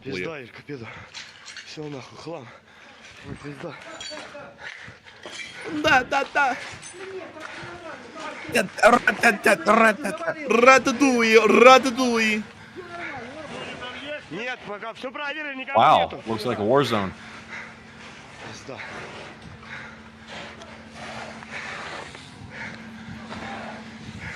Oh my God, we got some bots coming in here with some crazy stuff tonight. It's killing my brain cells. Please. Man, and someone said, well, you did say that Russia declared the war. It's like, no, we said that Putin says the West declared the war. We didn't say that war had been declared. We were commenting more so on Putin's stupid statement, which is quite obvious in the title, Blea. Also, I got another one here. They say, excuse me, the money doesn't go to Ukraine, question mark? Where did they get a spare 100,000 to hire assassins from then? That's just petty cash. Like, that's literally just petty cash. Like, it's like 100 grand. It's like any country could pull that out of their ass. I mean, even North Korea has 100,000 US dollars sitting around. Like, come on, that's literally just petty cash. Ukraine speaks in millions. They don't speak in hundreds of thousands. Man, this guy is out here thinking that the damn Ukrainians are the West Side Crips operating off of the money they got in the trap house. So the hell are you getting this from? Man, he said they had to go find 100 bands to hire those assassins. I got a Glock in my Rari. I got a V12 in the trunk. Man, turn into a real American. I've got a Glock in my Rari. CIA gave me 10 bands to get them. It's just something like that.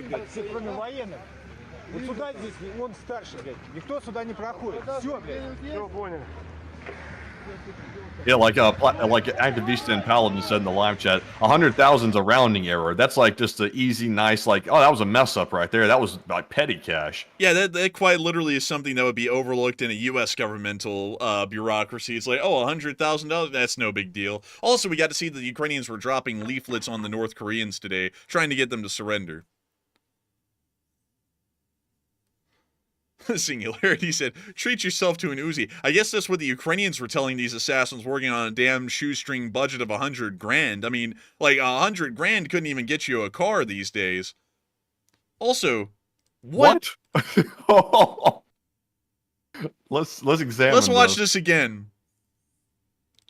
So, I don't know. So, these are the posters the Ukrainians have made. Are they like reinforcing their belief in the junk they believe?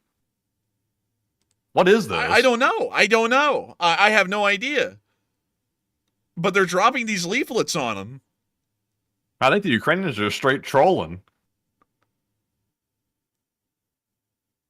Man.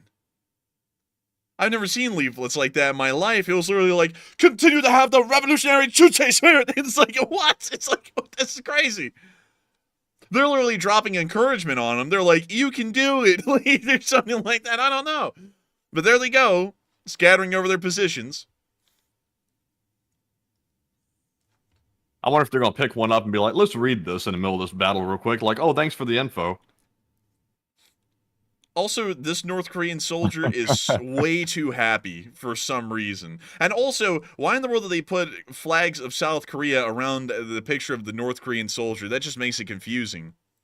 I guess they're trying to say, I guess if we like look at the symbols here, they're saying that the South Korean soldiers are much happier, like they're Western maybe or something. And also, we can provide that too if you simply surrender.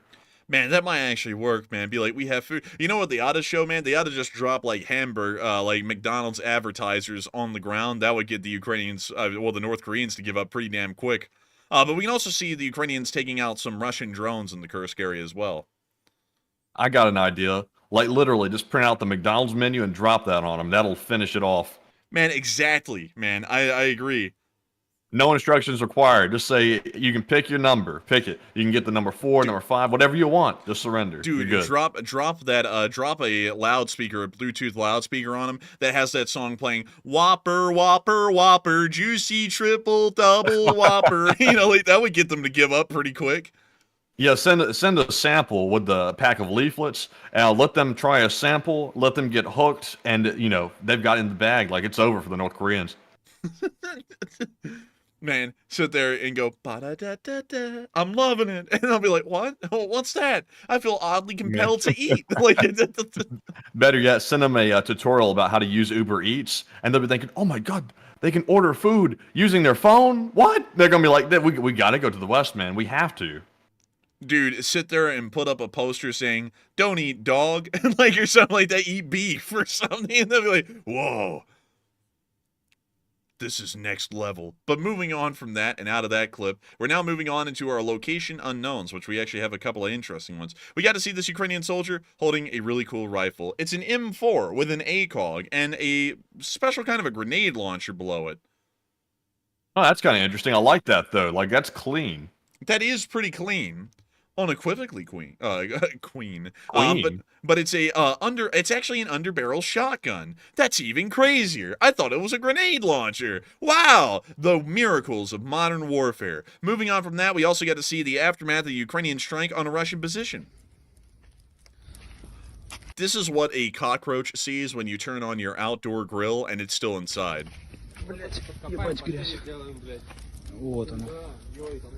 Dude, the roach is in the grill going, damn, is he at the shit? Like, it's just, like a son on the other blade. Also, by the way, if y'all saw the bot talking about Russia bombing Alaska's bases, that is complete fake news and a fabrication. Please ignore it. Oh my lord, dude, they even did the sirens and breaking news thing. Oh my lord. Dude, they're that freaking prepper guy, man. The nuclear bombers are flying, everyone's gonna die tonight, and then everyone wakes up the next day perfectly healthy. But look at this. Watch this.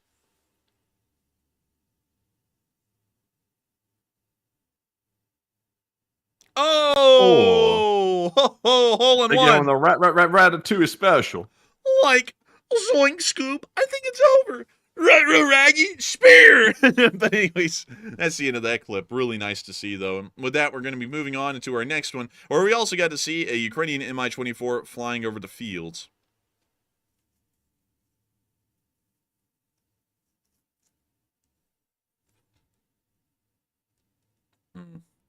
Bot's always asking some of the dumbest questions with the dumbest takes. It's like, would I be crying if it was an American city? Yes, but the city we just saw, the HIMARS slam, was a city that the Russian army was using, kind of different. But moving on from that and into the Russian casualty report, we were able to see some very Oh my nice God, numbers. man. It's the largest day of troop losses. Oh my God, look at that. Also, 6 Bobcats, too. Like, this is wild. But tell us more, man. Come on. On the 20th day of Christmas, the Russians gave to me the highest kills. Like, it's just like 24 APVs, 115 fuel trucks, 8 main battle tanks, and a Bobcat in a parking lot. Man, it's a one hell of a day right here. Miss Decent, keeper of the records, told us that 2,200 Russian soldiers and North Koreans wounded and killed is a new record high daily loss, beating the 2,030 that was seen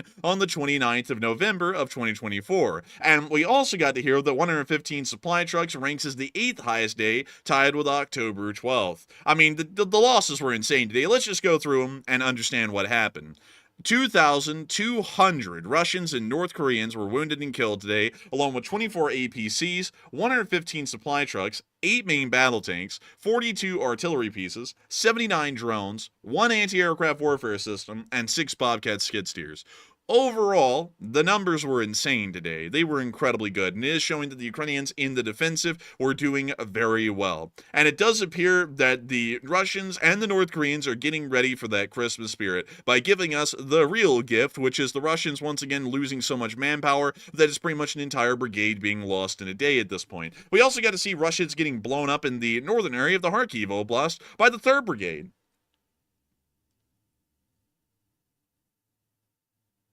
And oh man, here it comes. Hopefully Matthew isn't lagging. I closed the control room, so hopefully it's all good in the hood now. Is it good, Matthew? Yeah, I can hear you. I'm just doing a little quick research here for a poll that I'm about to put up.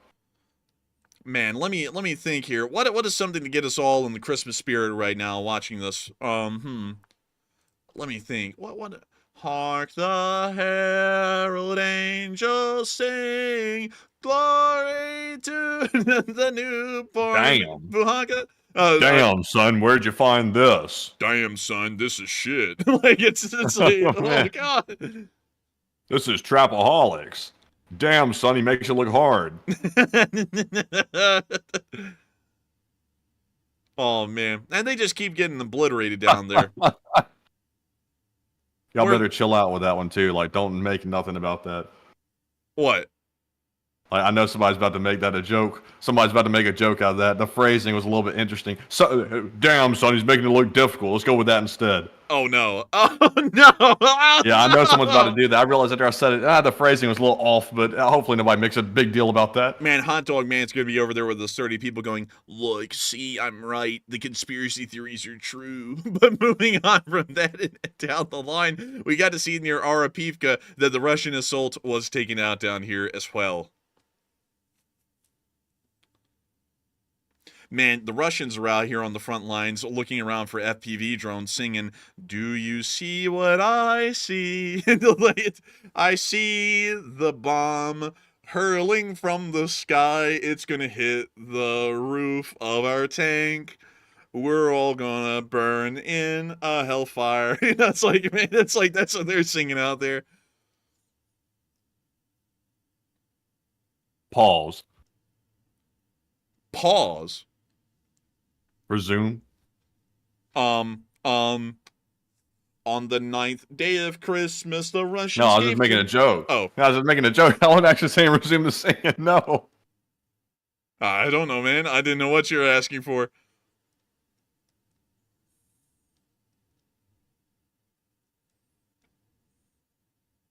I got a good question here about the NATO Ooh. GDP thing for defense spending, but I had to double check something before I put it up.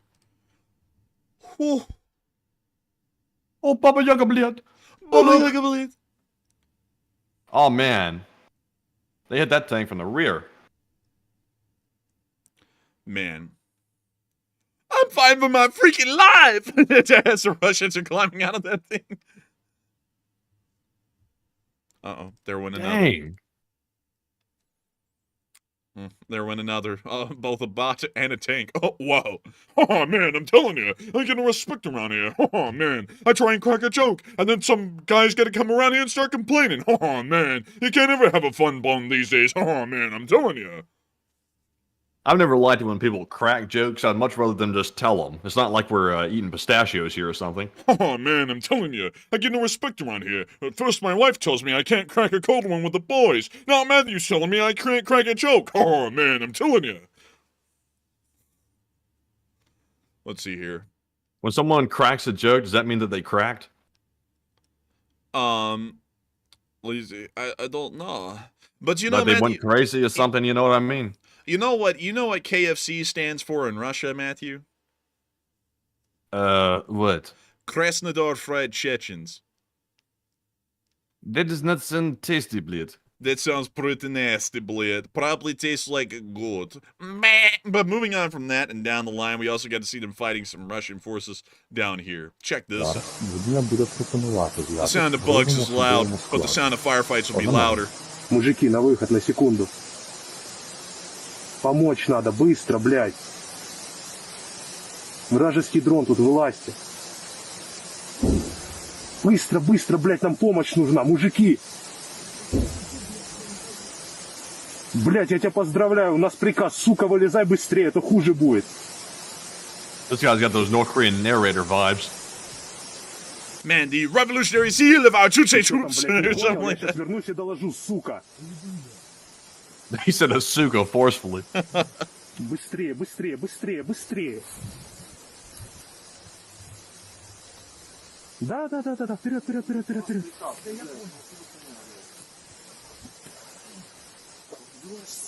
Блять, мужик, вылазь. Снимай, блядь. И ходить можешь, и все нормально, братан. Что за хуйня, блядь, братан? Ну мы же думали, блядь, хохлы, блядь, залезут. We see them блядь. Сука, блядь. Dealing with some prisoners here. За неуполнение приказа в Российской Федерации расстрел. Ты помнишь это, блядь? Все, пошли, блядь, на позицию. That guy looks a little bit old. Смотри, He is looking a little old and tired. расстёги, блядь.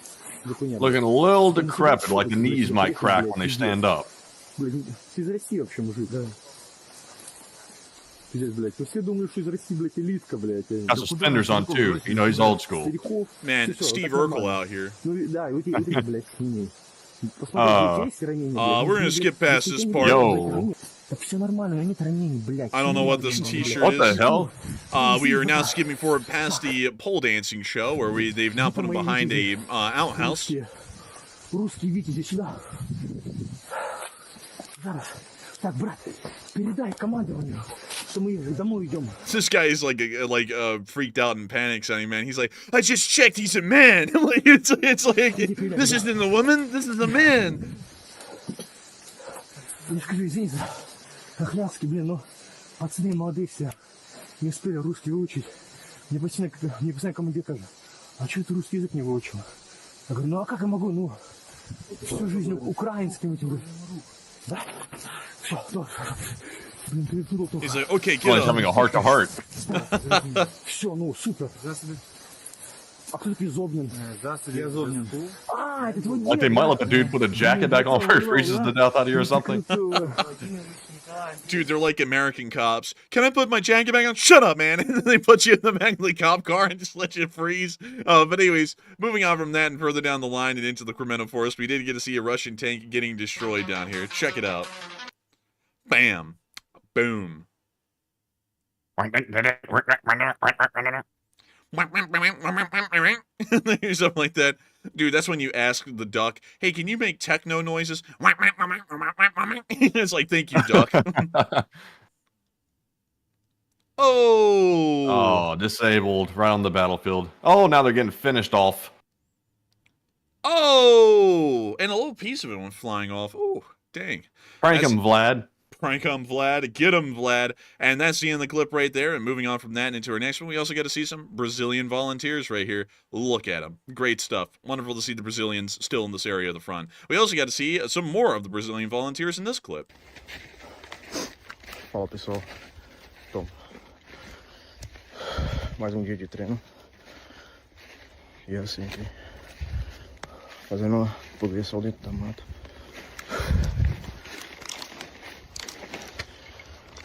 Someone just asked in the chat, is this the state-funded propaganda? I wish it was. That would be an honor.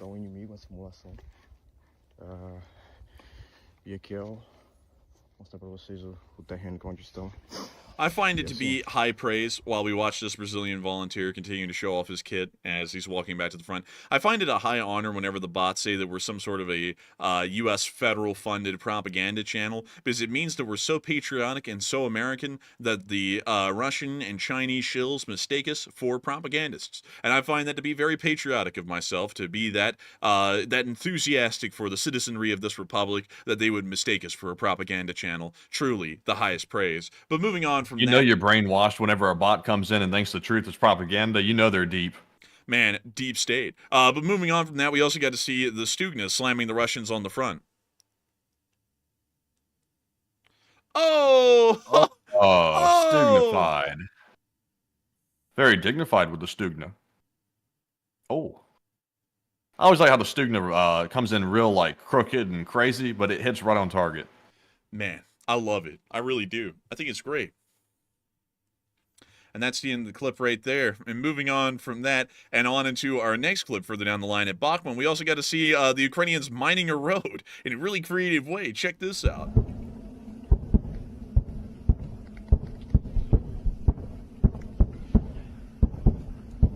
They just dragging the mines out there. Oh, I thought they were like independently like motorized or something. I was about to say, no way, they've got robot mines running around too. No, man. They're all attached to a giant string, and they just pull them out there. Man, I would hate to see one of those bastards like crawl up on you or something like that. Like if it was actually motorized like that, that would be a hell of a situation to get out of. Man, this is going to be the next tactic for the FBI to break through a building that has a hostage situation. They're going to be like, bring in the mine Roombas, and it's just going to be Roombas that are landmines. It's like, man, it's like I can't wait for those tactics to be fleshed out. Man, when the motorized mine says, cleaning started. Uh-oh. It's like, whoa.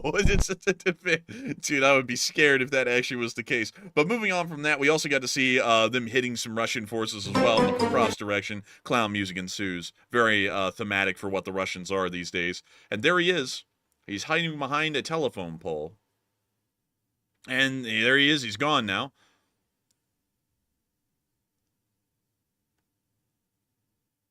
I have a feeling they're going to make the mines motorized. I have a feeling they're going to actually do that one day. So I'm laughing now, but we're not going to be laughing later.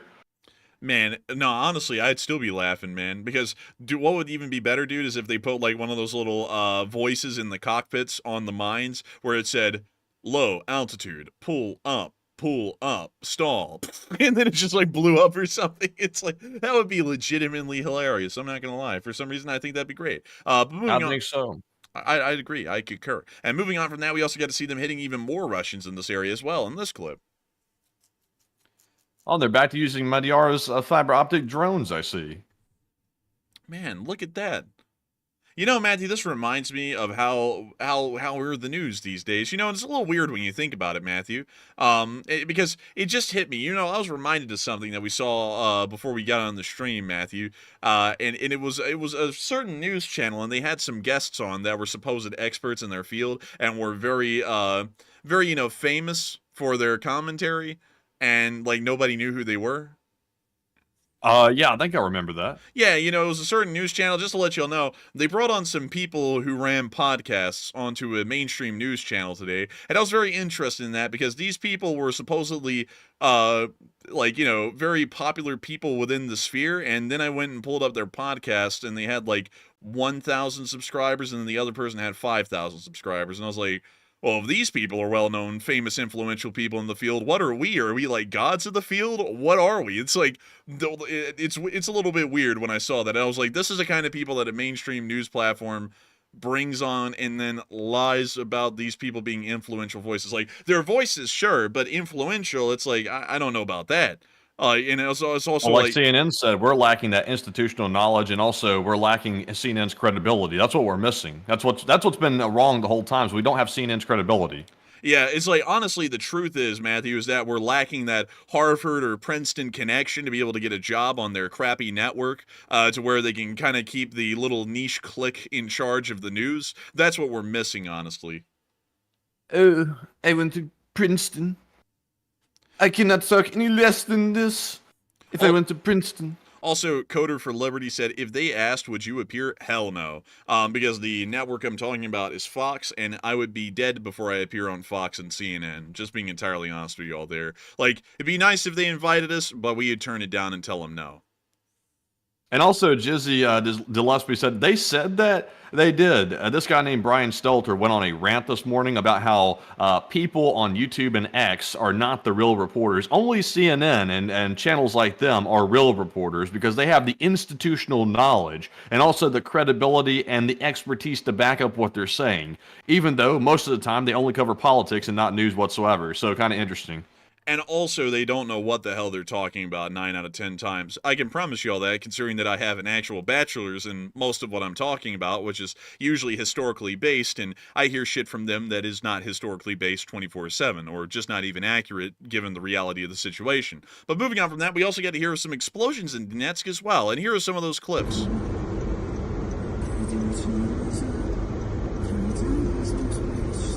I don't know what kind of song that is, but he's just driving around in his fields. And there's the explosions as well.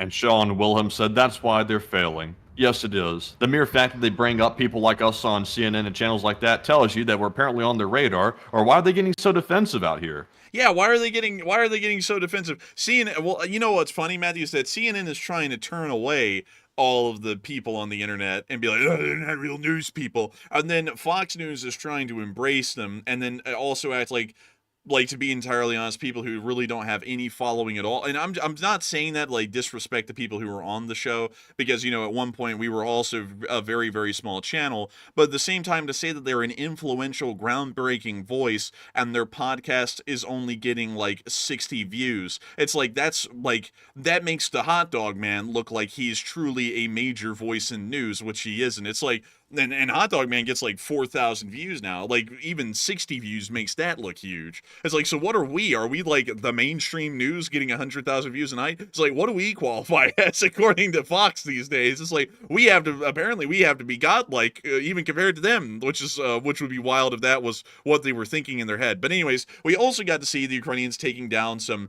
FPV drones in the Kherson area as well.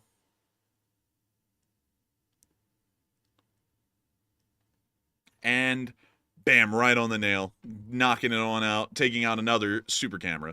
But moving on from that, we also got to hear that another distress signal has been sent out from the Kerch Strait. Sounds as though another ship might be sinking, but that's all the info we have at the moment. But moving on from that and on out of the area, it's now time for us to move on up to Kyiv and cover the speech from President Volodymyr Zelensky here on Day. And oh my lord, you've got to be kidding me. Let me go onto YouTube and see if we can find something, anything. Hang on, y'all. Hang tight, folks. President of Ukraine. Hello, everyone. Дорогі українці, My people never put my speeches out on YouTube anymore, or anywhere for that matter, but they did put one on YouTube. And so, it is time for us to get to the speech. And so... Give me a speech, please. Give me a speech. Let me get it to English. And so, without further ado, here is the speech. Speech! Speech! дорогі українці, українки, я хочу подякувати всім лідерам, кожному із наших партнерів, хто сьогодні висловив підтримку Україні. Після чергового ракетного удару балістика по Києву. Постраждали люди, на жаль, є загиблі, мої співчуття. Пошкоджені будинки, костел Святого Миколая, також є пошкодження в дипломатичних місіях. Усі вони розташовані в одній офісній будівлі. Албанія, Аргентина, Палестина, Північна Македонія, Португалія, Чорногорія. Очевидно, що таке Російське божевілля не повинно сприйматися світом як щось звичне. Повсякденний терор заслуговує на постійно зростаючий тиск на терориста. Росія повинна відповідати, і навіть якщо ними керує повністю неадекватна особа, російська держава завдяки тиску на неї повинна відчути, що таке реальність і як реальність може карати міжнародних злочинців. Більші санкції проти Росії потрібні. Я хочу також подякувати всім партнерам нашої держави, які реагують на цей та інші російські обстріли готовністю надати більше систем ППО, більше зброї, яка може захистити від терористів. Зараз ми повернулися з Брюсселю з новими домовленостями щодо ППО. Також Німеччина вже передала додаткову систему IRIS-T. Дякую. Ми будемо відповідати Росії і на удари по всіх інших наших містах. І сьогодні росіяни здійснили черговий варварський обстріл Херсону. Загалом бачимо активізацію окупанта на Херсонському напрямку. Я хотів би подякувати підрозділам, які стоять на захисті цих наших позицій. Відбили там спроби російських рухів. І також сьогодні головком доповів мені по інших напрямках фронту. І Донеччина, і Запорізький напрямок. Окрема увага бойовим діям на Курщині. Все більше там знищених північно-корейських солдатів. Це показово, що Росія намагається видати цих північно-корейських солдатів за представників національних спільнот, які живуть на території самої Росії. Це повна зневага Москви до корінних народів і до самих корейців також. Ще одне. Сьогодні було кілька важливих зустрічей тут у Києві. Відбулось засідання урядів України та Литви. Новий литовський уряд вперше в повному складі в Україні одразу після призначення. Це чіткий пріоритет Литви на союзництво між нашими країнами. Ми в Україні це дуже цінуємо. Говорив також сьогодні з президентом Чехії, зокрема про те, як збільшити постачання снарядів та виробництва зброї для нашої оборони. І сьогодні ж з нашою дипломатичною командою затвердили перелік нових українських послів. Я погодив більше 30 рішень, серед яких Наріман Джелял в Туреччину, Альона Гетьманчук, представником України в НАТО, Андрій Мельник, представником України в ООН і інші. Ці та інші укази невдовзі, згідно із дипломатичними процедурами. Дякую всім, хто працює заради України. Слава Україні! And with that, that is the end of the speech from President Volodymyr Zelensky here on day 1031 of the war. And what a stream it has been. What a bit of news. We still got a lot to go, by the way, so make sure to stick around to all 9,000 of y'all who are here at the moment. But nevertheless, I got to give a huge shout out to everyone who's been here so far, because y'all have made it all the way from beginning to end of the news segment, which has been 2 hours long. At the peak, we had 12.6 thousand people here, and so far 79,000 people have watched this stream. And it is absolutely amazing to know that we can continue to be y'all's primary source of news in the world each and every single day. And you know something, Matthew, while the speech was going on, I sat there and thought, you know, because we were talking about influential voices out there these days, and there was one person that I actually started thinking about, and I was like, are they even an influential voice anymore? You know, because I never hear about them, and I was wanting to make sure and check. And 1 second, y'all, I'm going to really quickly try and find it. And it doesn't really appear that they really are because they like get like no views like at all. It's kind of sad, like honestly. But anyways, you know how it is. Anyways. Well, you see, he may have gone into obscurity. Yes, thank you. Facts only, please. Thank you. But he has gone over to a streaming platform called Daily Wire, and he's signing up over there for people and stuff like that. And I think he's taking, facts, a backseat role to the whole thing. Actually, you're wrong. Facts, don't care about your feelings. Actually, I want to tell you, he's still on. He does daily stuff on YouTube. And he's absolutely doing not really that well because he has like 77.3 million subs, and he only gets like basically like 300,000 views per stream. And we get like a third of that. And we like do not have 7 million subs. So get shit on. It's like it's just so funny. And I don't say as many times as that guy says He says probably about 100 times a minute. Yeah, way too much. Way too much. Oh man, but you know it's weird though, man. When you think about it, it's like that's a little bit wild to think that we get a third of the viewership that guy's getting on his streams. Like and we only have 300,000 subs, and it's like, like, that's a little interesting. Anyways, and now I'm starting to get I can't stuck believe on some people don't know what we're talking about. Actually, some people actually have no clue who we're talking about. It's kind of odd.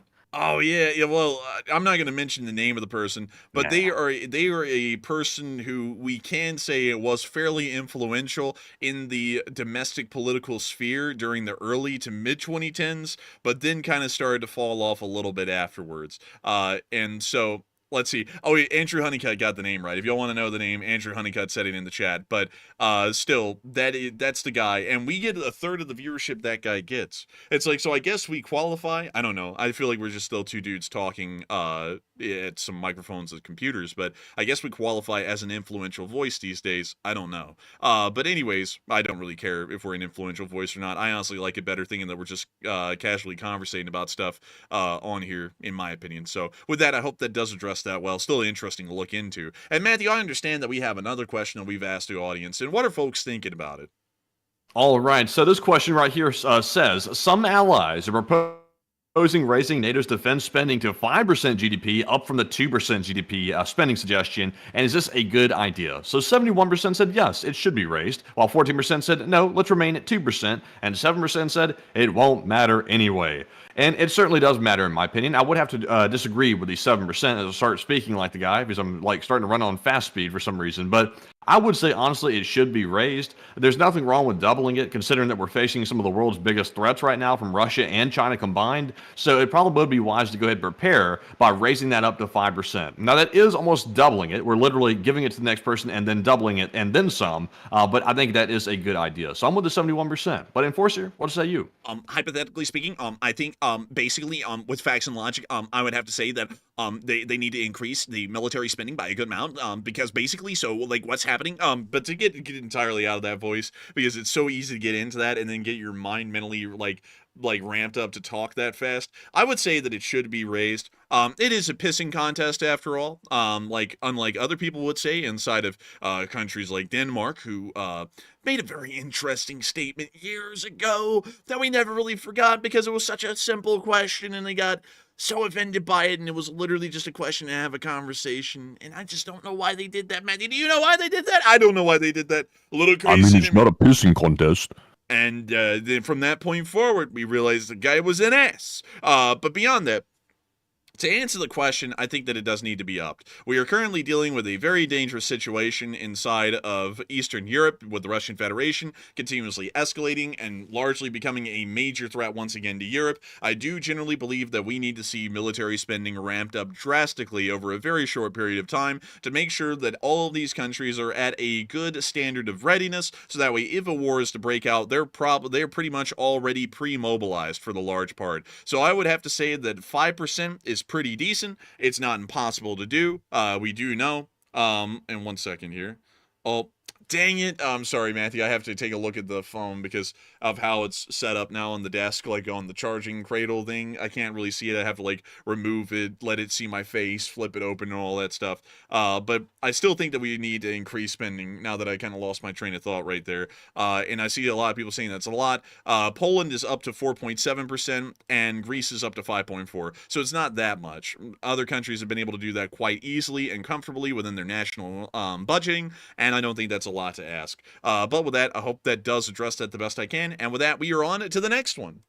All right, so there is no next poll question. That was our last one. But of course, we all love the polls, and we did give it its due and fair consideration. Thanks. And we're moving on here to our Super Chat segment. And this first one here is going to go to none other than John Bernard, a channel legend. And thank you very much, John, for supporting the channel yet again with a $30 donation and helping to keep us running. And thank you very much, John. He said, do you believe a peace settlement between the West and Russia will allow for Ukraine to be in NATO, assuming Russia retains Crimea and the Western gains in Ukraine?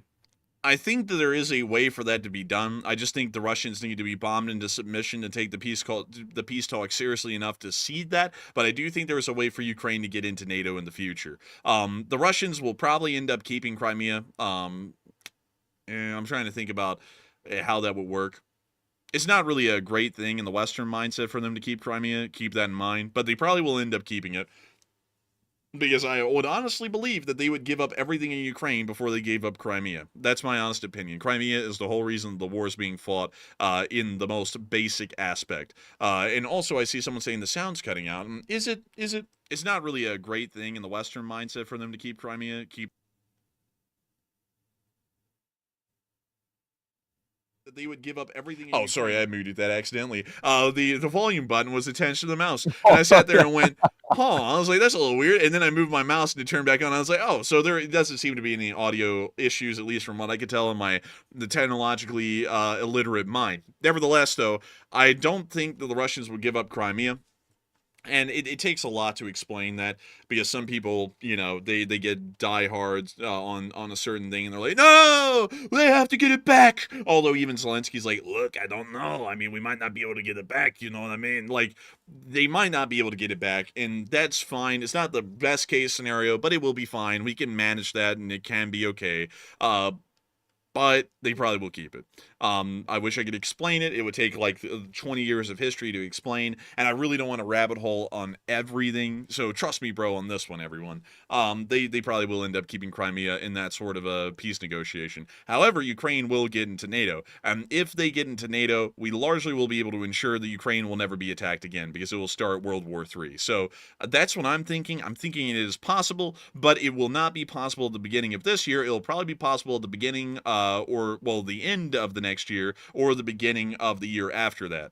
And so with that, I hope that does address that the best I can. And I thank you so much once again, John Bernard, for supporting this channel and helping it to keep on running, because if it was not for folks like you, we would not be able to make this thing possible and keep it rolling. And so with that, thank you so much once again, and we are on to the next one. And our next super chat goes to Poco Loco, who puts in a $27 donation. And thank you very much, Poco Loco, for that generous support as well and helping to keep us running. And Poco says, much love, and take a question from the chat. And thank you so much, Poco Loco. Poco Loco. Wait a minute, Matthew. What is that? What is that thing that you used to say a little while ago? It was like a It's Puerto Rico. No. It wasn't that, Matthew. It was something else, in the middle of the United States, the little gang thing, and it was like, it's Tren de Aragua. Tren de Aragua. But it's with the Aragua. It's that good water. It's that trendy agua. But beyond that, I do have to thank you so much for the support and helping this channel to keep on running. And let me grab your super chat really quickly to make sure that I'm reading it well enough. He said, much love, question from the chat. Much love, question from the chat. Well, I thank you greatly, Poco Loco, for the support and helping this channel to keep on running. People like you make it possible for this channel to keep being possible and keep on running. People come in and they go, wow, this is a great stream. And we're like truly the greatest, truly the best. That just sounds like a drunkard, I'm not going to lie. That doesn't even sound like the impersonation. It sounds like a drunk. Well, let me try it another way. Hang on. Let me think. Truly the greatest, truly the best. No one gets close. Does that sound better? It's getting a little bit better, but personally, I think that's a bit of a lightweight. They're eating the dogs. Does that sound better? Listen, don't talk to me like that, you lightweight.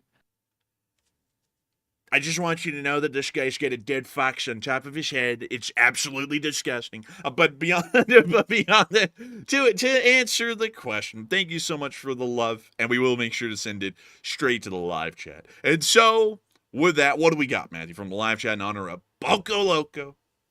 And the live chat question from Poker Locker goes to Jay Bagwell from the live chat. Thank you, Jay Bagwell. I wonder if the Ukrainians are promising the North Korean soldiers. That's getting so bad. Let me reread that, Jay Bagwell, and do your question justice. He said, I wonder if the Ukrainians are promising the North Korean soldiers amnesty to South Korea if they surrender.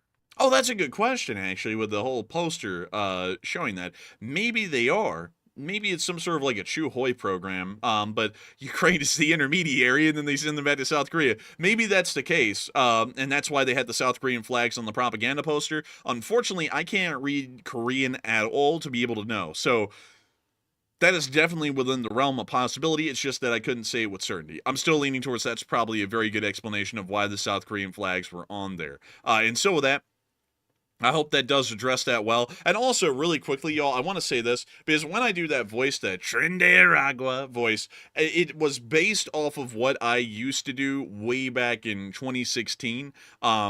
When we heard like his voice for the first time, and I remember doing an impression of him really, really well. Everyone was like, "Wow, you sound just like him." But over time, it's gotten worse because nowadays, Mandy, I don't know if you listen, because I listen to everyone when they talk. You know, like, "Oh, what happened, Jack?" He doesn't even sound like that anymore. He literally sounds like, it's a tough time." He sounds like that, and then this guy that we're doing the impression of, he like whispers now. It doesn't even sound like he used to sound. And it's a totally different way of talking. I'm like, I don't even know how in the world to do that one. Because it doesn't even sound like the one I used to do, honestly, you know? He's changed now. Everybody wants to be his friend now. Everybody loves me. Everybody didn't want to talk to me until I won the election. And then everyone wants to be big buddies, great buddies. And I don't know about that. I have no idea because I don't really pay attention to it that much. I just know that he has an entire team of people tweeting on Twitter. Man, that's like like saying something like that is like the equivalent of like showing up to a car dealership and the car salesman is friendly and they're like, "Oh, look, everybody wants to be my friend now." It's like, no, they're literally trying to sell you a car. They're trying to get something from you. That's why they're being friends with you. Man, you know something I found great?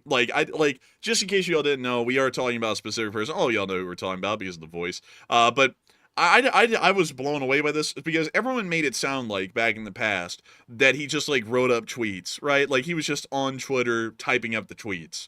But apparently, recently it was found out he's actually got an entire team of scribes that sit around with him on their computers, and they'll be like, "Write this down, scribe," and then he like tells them what to write down, and they post it. I was like, I didn't even know that. Like that was news to me. And I gotta tell you, that's like the richest thing I've ever heard is that you have people writing on your own account and publishing it on Twitter. Like, I'm just not gonna lie there. Like, that made that whole process entirely unrelatable because it's like I don't have a personal scribe that's writing on my Twitter. Like, technically Matthew is the scribe. Technically Matthew is the scribe. But I'm not sitting there with you, Matthew. In the Is it middle a of the day. scribe though? Like you're not telling me what to write. Like I'm coming up with everything that goes on the Twitter. Like all the content on Twitter is like solely my creation. Yeah, so I know. I'm not scribing nothing. Yeah, but I was about to say that, man. He was like, we're not sitting like together all day long, and I see something, I'm like, write this down. Like, I'm not doing that. Like, it's like I wouldn't want to do that because it just seems kind of a little weird and honestly stuck up. I'm not saying that I like dislike this person or like them. It's just that I wouldn't do that. Like, it just seems very detached, you know? Like, it's kind of the same kind of detached that, you know, to be fair here, because I want to make sure that people know, like, the thing I'm kind of, like, griping about here, it's kind of what? I said, uh-oh. I just want to make sure it's fair here. It's kind of like how a certain other person that was running in the election against him had this really goofy laugh that they did at everything. They give like, man, that fire that burned that whole orphanage down with all the kids inside was terrible. It was. It's like, why are you laughing at this? This is not something to laugh about. Like, oh.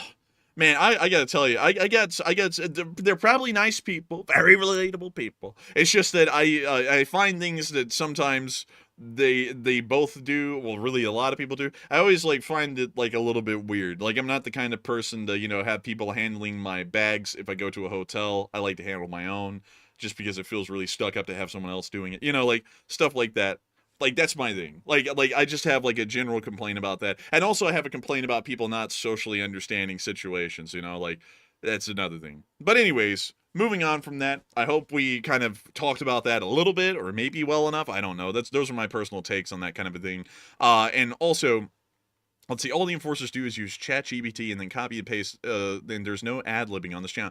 Absolutely not. We everything we do is ad-libbing. This whole entire thing is being come up with on the spot at 1,000,000 miles an hour mentally in my head. So I generally have like a railroad track I'm kind of following down, because mentally I'm about 5 or 6 seconds ahead of what I'm actually saying to y'all, and I'm trying to figure it out as I go. That's why I stutter, is because sometimes I trip up and I'm pretty much saying the stuff that I'm thinking up 5 or 6 seconds ahead right at that moment, or I'm getting it mixed up and then saying what I'm not supposed to be saying and kind of like skipping an entire thought. But anyways, I hope that does address that well. That side of things. Funny one though, Adam McLean. Pretty funny. And with that, we are on to the next one.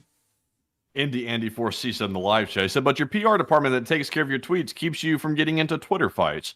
Now, see, that's the problem. Like, it's just me. I am the PR department. I am also the Twitter scribe, or whatever you want to call it, at all. So occasionally we do get into Twitter fights, because the PR department sometimes is not in the brain sometimes, and sometimes we jump right in the middle of it. But, you know, that's all part of Twitter. At least we're not like the other cesspool accounts that are on Twitter, which go around creating fights with literally everybody over everything and foully cussing people out. Like that poor guy who had to go and turn his whole Twitter thing private because of the hot dog man.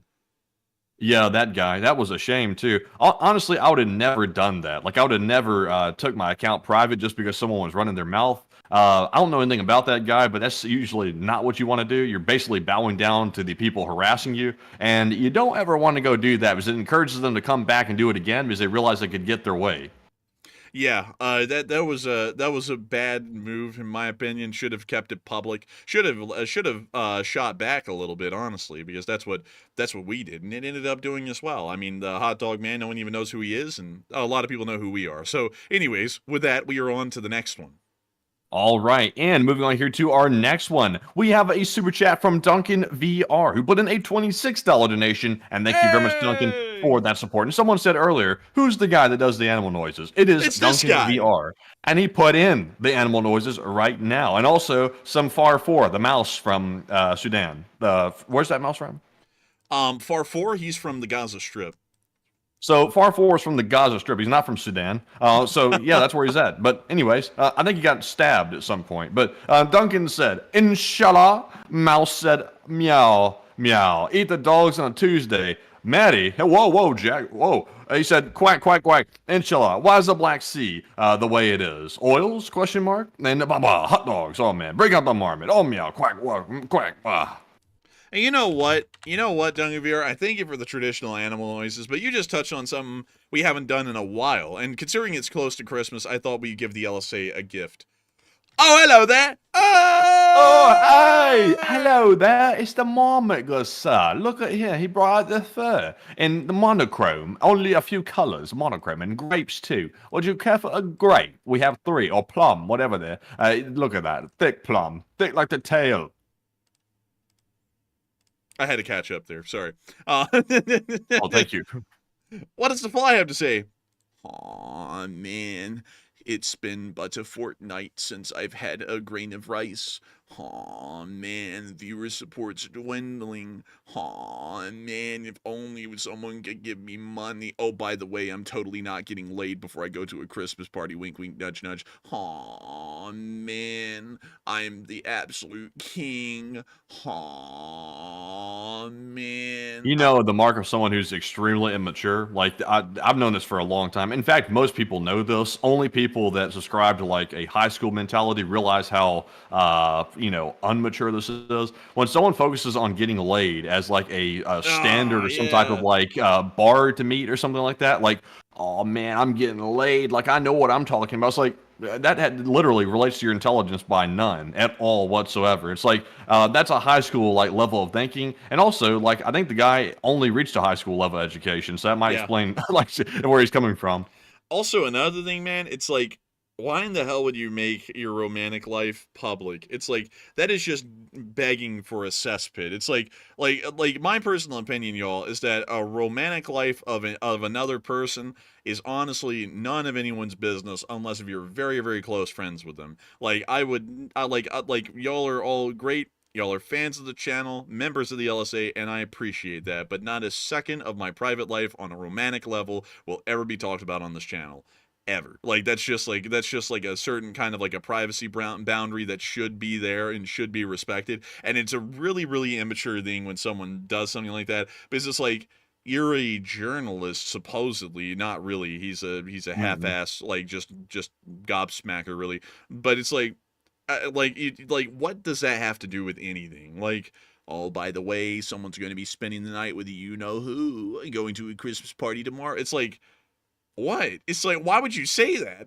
And then there was no mention about that afterwards, which tells me didn't go well, didn't go great. There was no being late. Like there was none at all. But you know, it's like that's why you don't bring that kind of stuff up. That's a horrific thing to do. Not really because it's like a big no-no. It's just really stupid and immature looking. But anyways, with that, I hope that does address that well, and I hope you were able to enjoy this Marmot and Fly segment, Duncan VR, because if it wasn't for folks like you, we wouldn't be able to keep this thing running or make this channel possible, and I thank you massively for support tonight, because you're continuing to make this channel possible. And also, Matthew, the real question here, Matthew, isn't whether Hot Dog Man got some or not, it's really how much he had to pay per hour. But anyways, with that, Dear. oh, Honestly speaking, I don't know since when people became so comfortable talking about stuff like that in the public and with other people. That used to be something that people would not speak about in the public. They would be like understood that's something kind of lewd and you keep that in private type deal. I don't know why everybody runs around these days talking about, that topic so freely and stuff. Like there's no problem with it whatsoever. It's like, me personally, I don't know about other people. I don't want to hear about that. I don't really care whatsoever. It's like you do you and keep it to yourself and don't tell me about it. It's like I don't care. I don't care either way or the other what people are doing in private. That's your business as long as it's not illegal. I'm not gonna lie, Matthew. It's kind of like the overly gratuitous sex scenes in every single movie now. Like you can't just have a movie like just to have one. It has to have a sex scene in it. Like they could be going to the grocery store and all of a sudden they somehow throw a sex scene into that. It's like, why is this here? Like this has nothing to do with propelling the plot forward. It's like if you want to watch this, there are websites for that. Go to those websites. Do not put that in the movie. Whoa. Like Oh, I'm just Jack. saying. Whoa. I'm just saying. That's my honest opinion. It's like if you want that, don't put it in a movie. There's like a totally other different thing for that. Why are you putting that in a movie? It just grossifies the movie. And then you can't ever watch anything with your family because like you're sitting there with your parents and then that pops up. And it's the most awkward thing imaginable. It's like, why put this in a movie? Get this out. Like, it just, like, let the curtains blow in the window for a second and just kind of, like, let the audience know that something happened. Like, if you want that in the plot and it's, like, important to the plot, but why have it in there beyond that? It's just, it makes things incredibly awkward, and also, it's like, it doesn't even add anything to the plot. I don't like it for that reason. What also sucks as well is whenever you like are watching a movie or something like that and one of those scenes come up, it's like everybody forgets how to use the remote all of a sudden. Like whenever you're trying to skip it, everybody's like, "Oh my god, let's skip it!" And then all of a sudden people are pressing the volume up and down button trying to skip forward and backwards, and it's just like playing the whole thing out with all the noises and everything. I was like, skip it, and you're like fighting to figure out how to like fast forward the thing because your mind just starts going freaking blank like whenever that comes on. I will say this. I don't know who watches movies and comes across a scene like that and it's like, oh yeah, let me just watch this all the way through and stuff like that. Me personally, I'm like, what the hell is this in here for? I'm like, I would like to watch the movie without this. It's like, could they just allude that something like that's happening and not show me like all the details and everything like that? It's like they're more detailed with those scenes than they are the actual plot most times these days. Yeah, I mean, like, really, they are, man. It's like the plot is subpar, but then the scenes like that are just ramped up to 10 and they last for like 10 minutes. It's like, why? It's like this, like literally, dude, the whole entire plot could be like, the movie is like, there's this, like, child going to school with a severe disfigurement, and his mother, like, this is an actual movie that was out there. His mother is trying to help them get through school and figure out how to deal with his severe, like, disfigurement. And then on the side, the mom is going to have like a romantic venture with this random dude. It has nothing to do with the plot. And then they just throw in a giant 10-minute long scene for it. It's like, this doesn't even really fit the movie. It's like, why in the world is this in here? Like, get it out. Like, we didn't need that. It's just wasted space in this movie. And I see some people saying it sells and stuff like that. And maybe it does, but like, it doesn't, like, me personally, y'all, does not sell to me. Like, it just doesn't. It just is really awkward. It usually feels really forced in these movies, and I'm just not a fan of it. And it doesn't add anything to the story, so why do it? Like, sometimes, sometimes it does propel the story. I guess if it's like a romance movie, obviously it would. But, like, for most other movies, it just doesn't. Like, war movies. It's like, why is this here? Like, this is a war movie. People are dying out here. Why in the world is someone getting laid on the show in the middle of a war? It makes no sense. But that's my two takes on that. Maybe I'm against the majority or not. I don't know. But I personally don't really like it. But anyways, with that, we are on to the next one. And our next one here goes to Santiago Flores, who's a channel legend, by the way, just like Duncan VR, and puts in a $20 donation. And thank you very much, Santiago, for that support once again. He said, for the Christmas coffee and snacks, and pick a question from the chat in LSA. And thank you so much for the support and helping this channel to keep on running. And thank you for helping us to get some coffee and snacks, because we absolutely love coffee and snacks. I've been eating snacks quite a bit recently. We've actually made some nice fish that is covered in tempura, and it is wonderfully delicious. Absolutely incredible. And I gotta say, thank you so much once again for support and helping this channel to keep on running, because if it was not for folks like you, we would not be able to make this thing possible. And so with that, thank you so much once again. I hope that does address that incredibly well. And, of course, thank you for being a legend, an old guard of the channel. And so with that, we are now going to be moving on into the next one. And also, Matthew, Elka Sir brought up Enemy at the Gates. And, oh, Lord, that was a movie that did have a scene like that in it, Matthew. And the whole movie was about Vasily Zaitsev, Soviet sniper who killed like 500 people, at least according to the propaganda claim. And, like, how much of a sniping legend he was, and kind of like the story and struggle of the Battle of Stalingrad.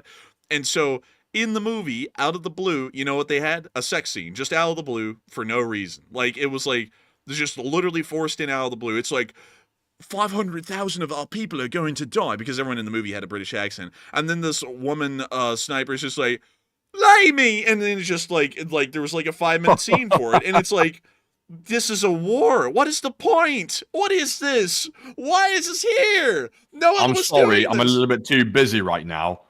It's like, oh my god, this German sniper, this sniper killer's trying to kill me, but ain't gonna stop me from killing it. It's just like, what is this? It's like, don't put this in here. Like, someone in the writer's room had to, like, bring that up. They're like, okay, we're going to make this ultra gory, extremely graphic war movie about Stalingrad.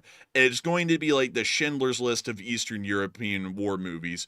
Okay, so does anyone have any good ideas to add to this movie?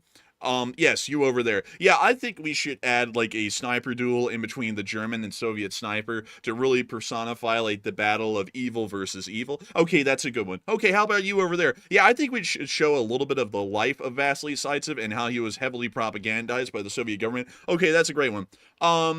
You over there with the poorly kept suit that looks like he's been in the break room for about 5 hours a day. What do you got? We should throw in a sex scene. And then the whole room just goes quiet, and then the producer's like, is that a knife? Yeah, okay, we will include that in the movie just so you don't kill everyone in the room. All right, everyone, the meeting's dismissed. We'll see you on the shooting room floor. It's like that's what had to have happened, like, at that point, because I don't even know why it was included. It was just so forced. Like, and that's the point, y'all. Like, it's... Like, I get, like, every movie every once in a while having one. I'm not, like, just no to sex scenes in general. I find them generally awkward and would avoid those movies anyways. But I get that some people want that there every here and there. So it's like, I get it, like, to a point. But having them everywhere for no reason, it just makes no sense. And also the volume of them now, it's truly insane. Like...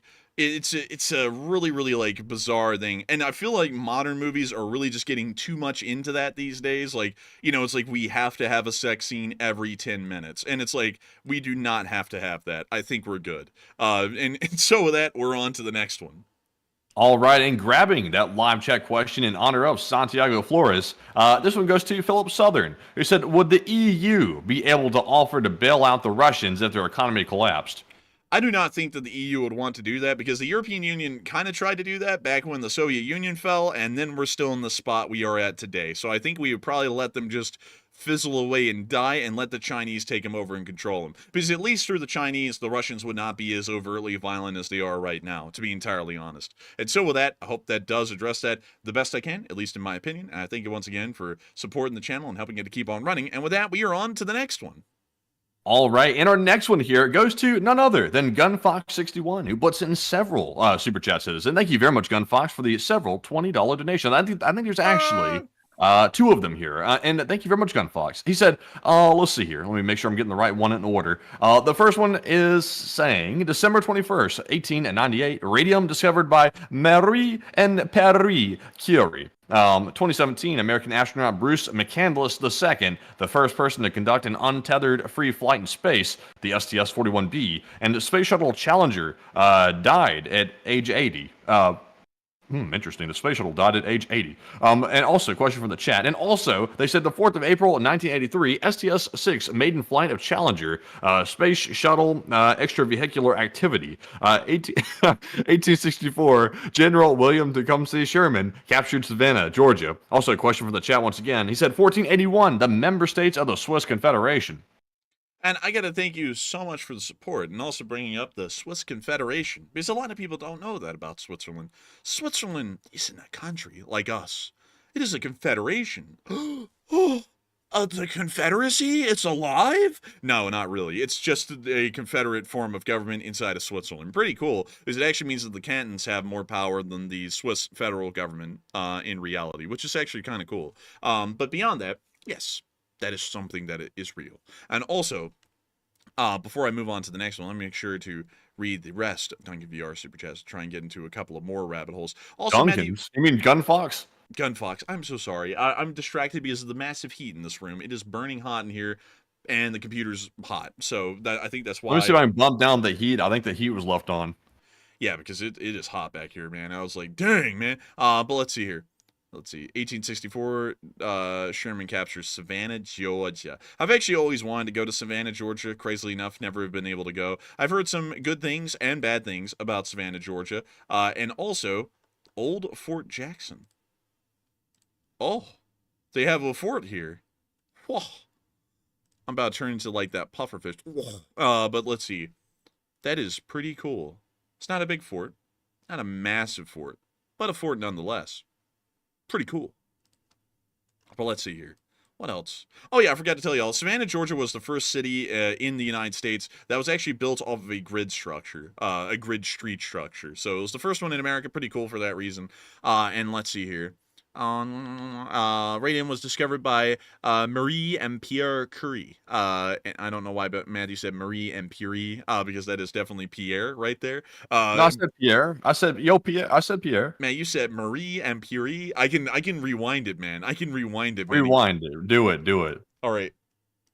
Marie and Pierre, Georgia. I've actually shuttle days like, you know, it's like we have to have a sex scene every 10 minutes, and it's like we do not have to have that. I think we're good. And so with that, we're on to the next one. All right, and grabbing that live chat question in honor of Santiago Flores, this one goes to Philip Southern, who said, would the EU be able to offer to bail out the Russians if their economy collapsed? I do not think that the EU would want to do that because the European Union kind of tried to do that back when the Soviet Union fell, and then we're still in the spot we are at today. So I think we would probably let them just fizzle away and die and let the Chinese take them over and control them. Because at least through the Chinese, the Russians would not be as overtly violent as they are right now, to be entirely honest. And so with that, I hope that does address that the best I can, at least in my opinion. And I thank you once again for supporting the channel and helping it to keep on running. And with that, we are on to the next one. And here it is. All right, and our next one here goes to none other than GunFox61, who puts in several super chat citizens. And thank you very much, GunFox, for the several $20 donations. I think there's actually two of them here. And thank you very much, GunFox. He said, let's see here. Let me make sure I'm getting the right one in order. The first one is saying December 21st, 1898, radium discovered by Marie and Pierre Curie. You said it! Pierre. I got it right. That was worth rewinding for that one. Yeah, eat your foot now. Salt and pepper. Dude, you just said a second ago that you said Pierre. It's not Curie or whatever you said. It's Pierre Curie. I did say Pierre. Okay, You now just I got heard it. No, you said Puri. You literally just said it. I wish I could rewind it like minutely. Hang on. I am actually going to do that. Hold up. On to the next one. All right, and our next one here goes to none other than GunFox61, who puts in several super chat citizens. Thank you very much, GunFox, for the several $20 donation. I think there's actually two of them here, and thank you very much, GunFox. He said, let's see here. Let me make sure I'm getting the right one in order. The first one is saying December 21st, 1898, radium discovered by Marie and Paris. Perry. It's not Perry. It's Pierre, dude. That's literally Pierre. Well, look, it's close enough, man. I mean, come on, man. Come on, Jack. You know the thing. I mean, I'm not. Whatever, man. Anyway, you know, Man, you said Marie. it's about the legacy. You know, it's not about what. It's not about the moment. It's about the legacy. But still, dude, you said Marie and Paris. It's literally Pierre. That was a golden moment, man. Honestly, like I didn't even know there was a Paris or a whatever. Pierre. I didn't even know there was like dude in the picture. I thought it was just Marie Curie. Man, it said Marie and Pierre Curie, and you're like Marie and Paris. It's like, man, that's actually. Jack. Screw you. Get it together. I mean, come on. Look, Jack. Look. I'm not gonna tolerate this much longer. Or something like that. It's like weirdness. Look, if you're not careful, I'm going to anyways. Walls or something like that. Wow, big crowd. Wait. Whoa. Wow, this is like a big crowd. You know, something like that. Oh my god, man, the mic just freaking like pooped out when you did that. It sounded like a monstrosity on the mic.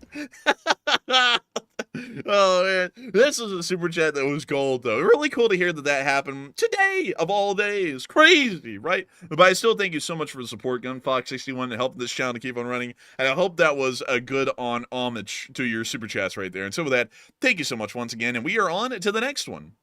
All right, and our next one here goes to Rebel117, who put in a $20 donation. And thank you very much, Rebel, for that support. They said, while we see that Ukraine is losing land by the feet and yards, why aren't allies stepping up support so Russia can be pushed back? And also, save the birds on Tuesday, buy a pizza today. Oh, I get it. I got you. I'll have a bird on Tuesday for a bird today, or something like that. But beyond that, I thank you for the support. And the reason why is because there's no way to really win this war on the battlefield anymore. Whether the Ukrainians are losing feet or yards, it's inconsequential at this point because there's really no way for them to push the Russians back significantly enough for it to matter. That's honestly the reality of it. Like a lot of people like to think differently, but the Ukrainians aren't almighty and invincible and can't win the war just with equipment. They just don't really have the manpower to do that, and for that reason, that's why Zelensky is also saying that as well. But I still thank you once again for support and helping this channel to keep on running, and I hope that does address that the best I can. And with that, we are on to the next one. And we forgot to get a live chat question for GunFox61. We always do this with GunFox's super chats because we get so caught up in the rabbit hole that we forget the live chat. So moving back to that one, GunFox, we are going to grab it right now. This one goes to Thomas Jefferson. Welcome back, good sir. He said, why don't the Ukraine government just steal the oil from the pipeline? Man, you're just saying put a tap in that thing? Like, Yeah. Oh, well. Just steal it. That's because he does not steal. Well, I would like to thank you for giving Ukraine the chance to steal the gas, but we do not want Russian gas because it is ass. We would rather have real Ukrainian gas, long-lasting gas. The reason Zelensky why... would rather take the gas to the Gazprom. The reason why I do not steal the gas from the pipes is simply because, one, this isn't Chicago. Two, I'm just kidding about the Chicago thing. Hey, don't give me any disrespect, guys. I know Chicago's kind of rough, but for some reason, people are really territorial about Chicago. But we got blasted for Portland the other night. I saw the comments coming down the last stream, and people were blasting, coming down there talking about, don't you dare talk about Portland.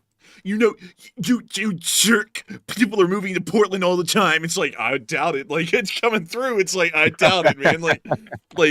Let's go look at that. Yeah, I doubt it.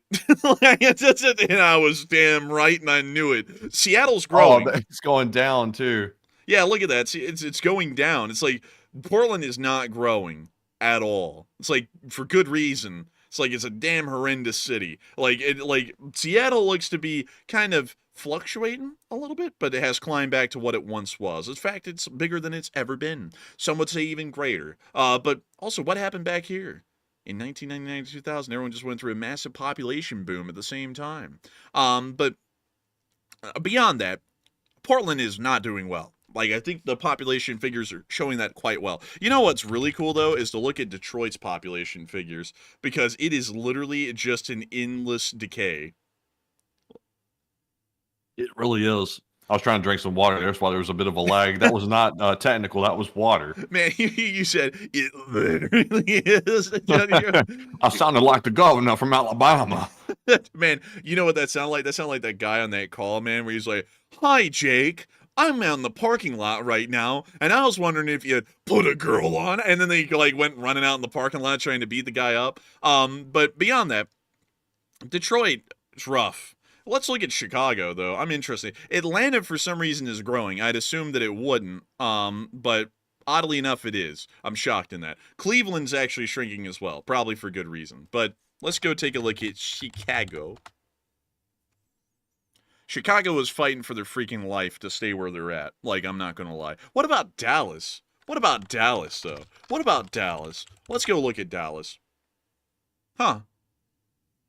It's not really growing or shrinking. It's just kind of almost the same size. Like, it's not really rapid growth or anything. Like, Must be a lot of people. Wait a minute, it's the city of Dallas. Like, I think if you put in like the population, the entire surrounding area, you'd see it's maybe going up. Like, what's the punch in the population of Frisco, Texas? I'm curious.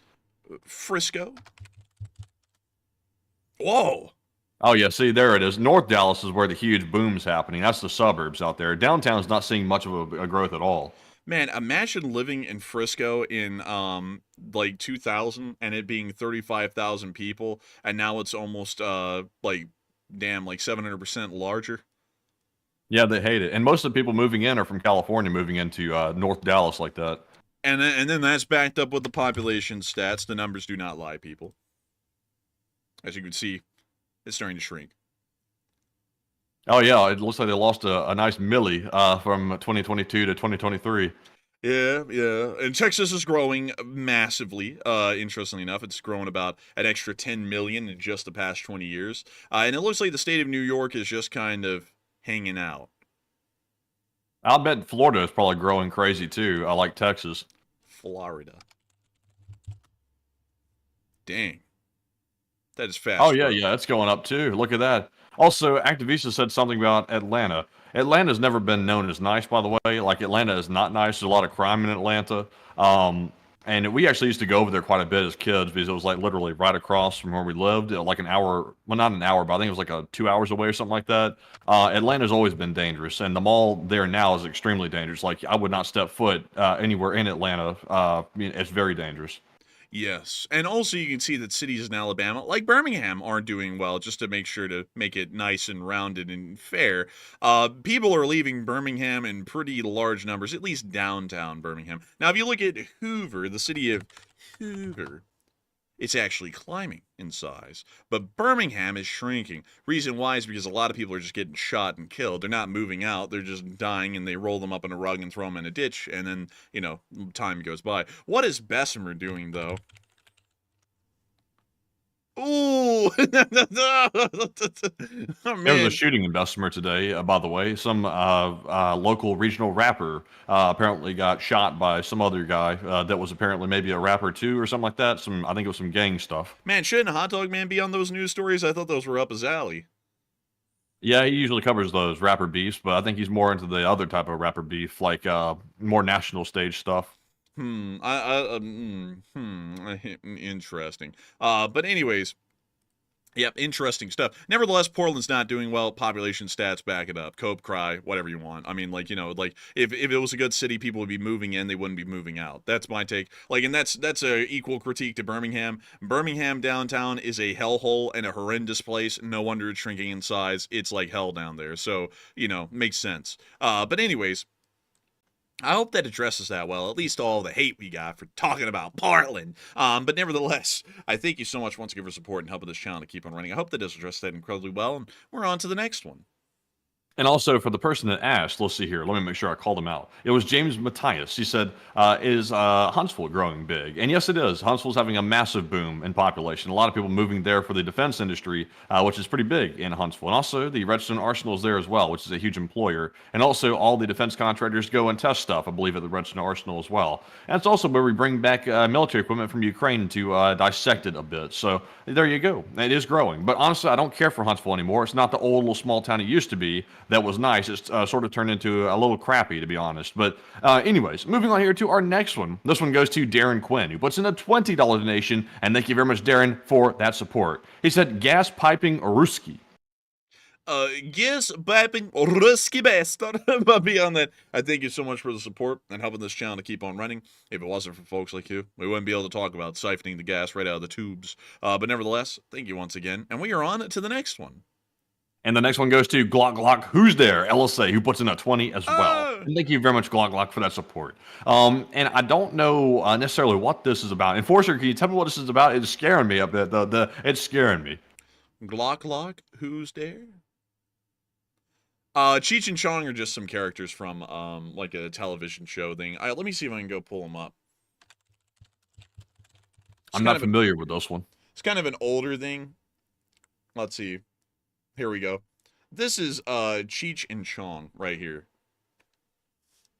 Huh. That's not what I was expecting. What were you expecting? I was just expecting something a little bit different here, like maybe a comedy routine. These guys look like hippies. It's a comedy. Were they trying to be funny or something? Yeah, they're a couple of funny guys. I would have to see that to believe it. Me too. me too.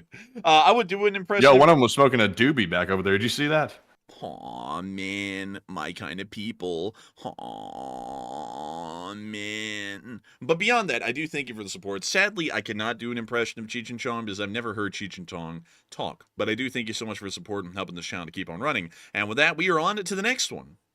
In our next one here goes to Flash1, who puts in a $20 donation. And thank you very much, Flash. And also everyone's saying they smoke. Apparently that's their shtick.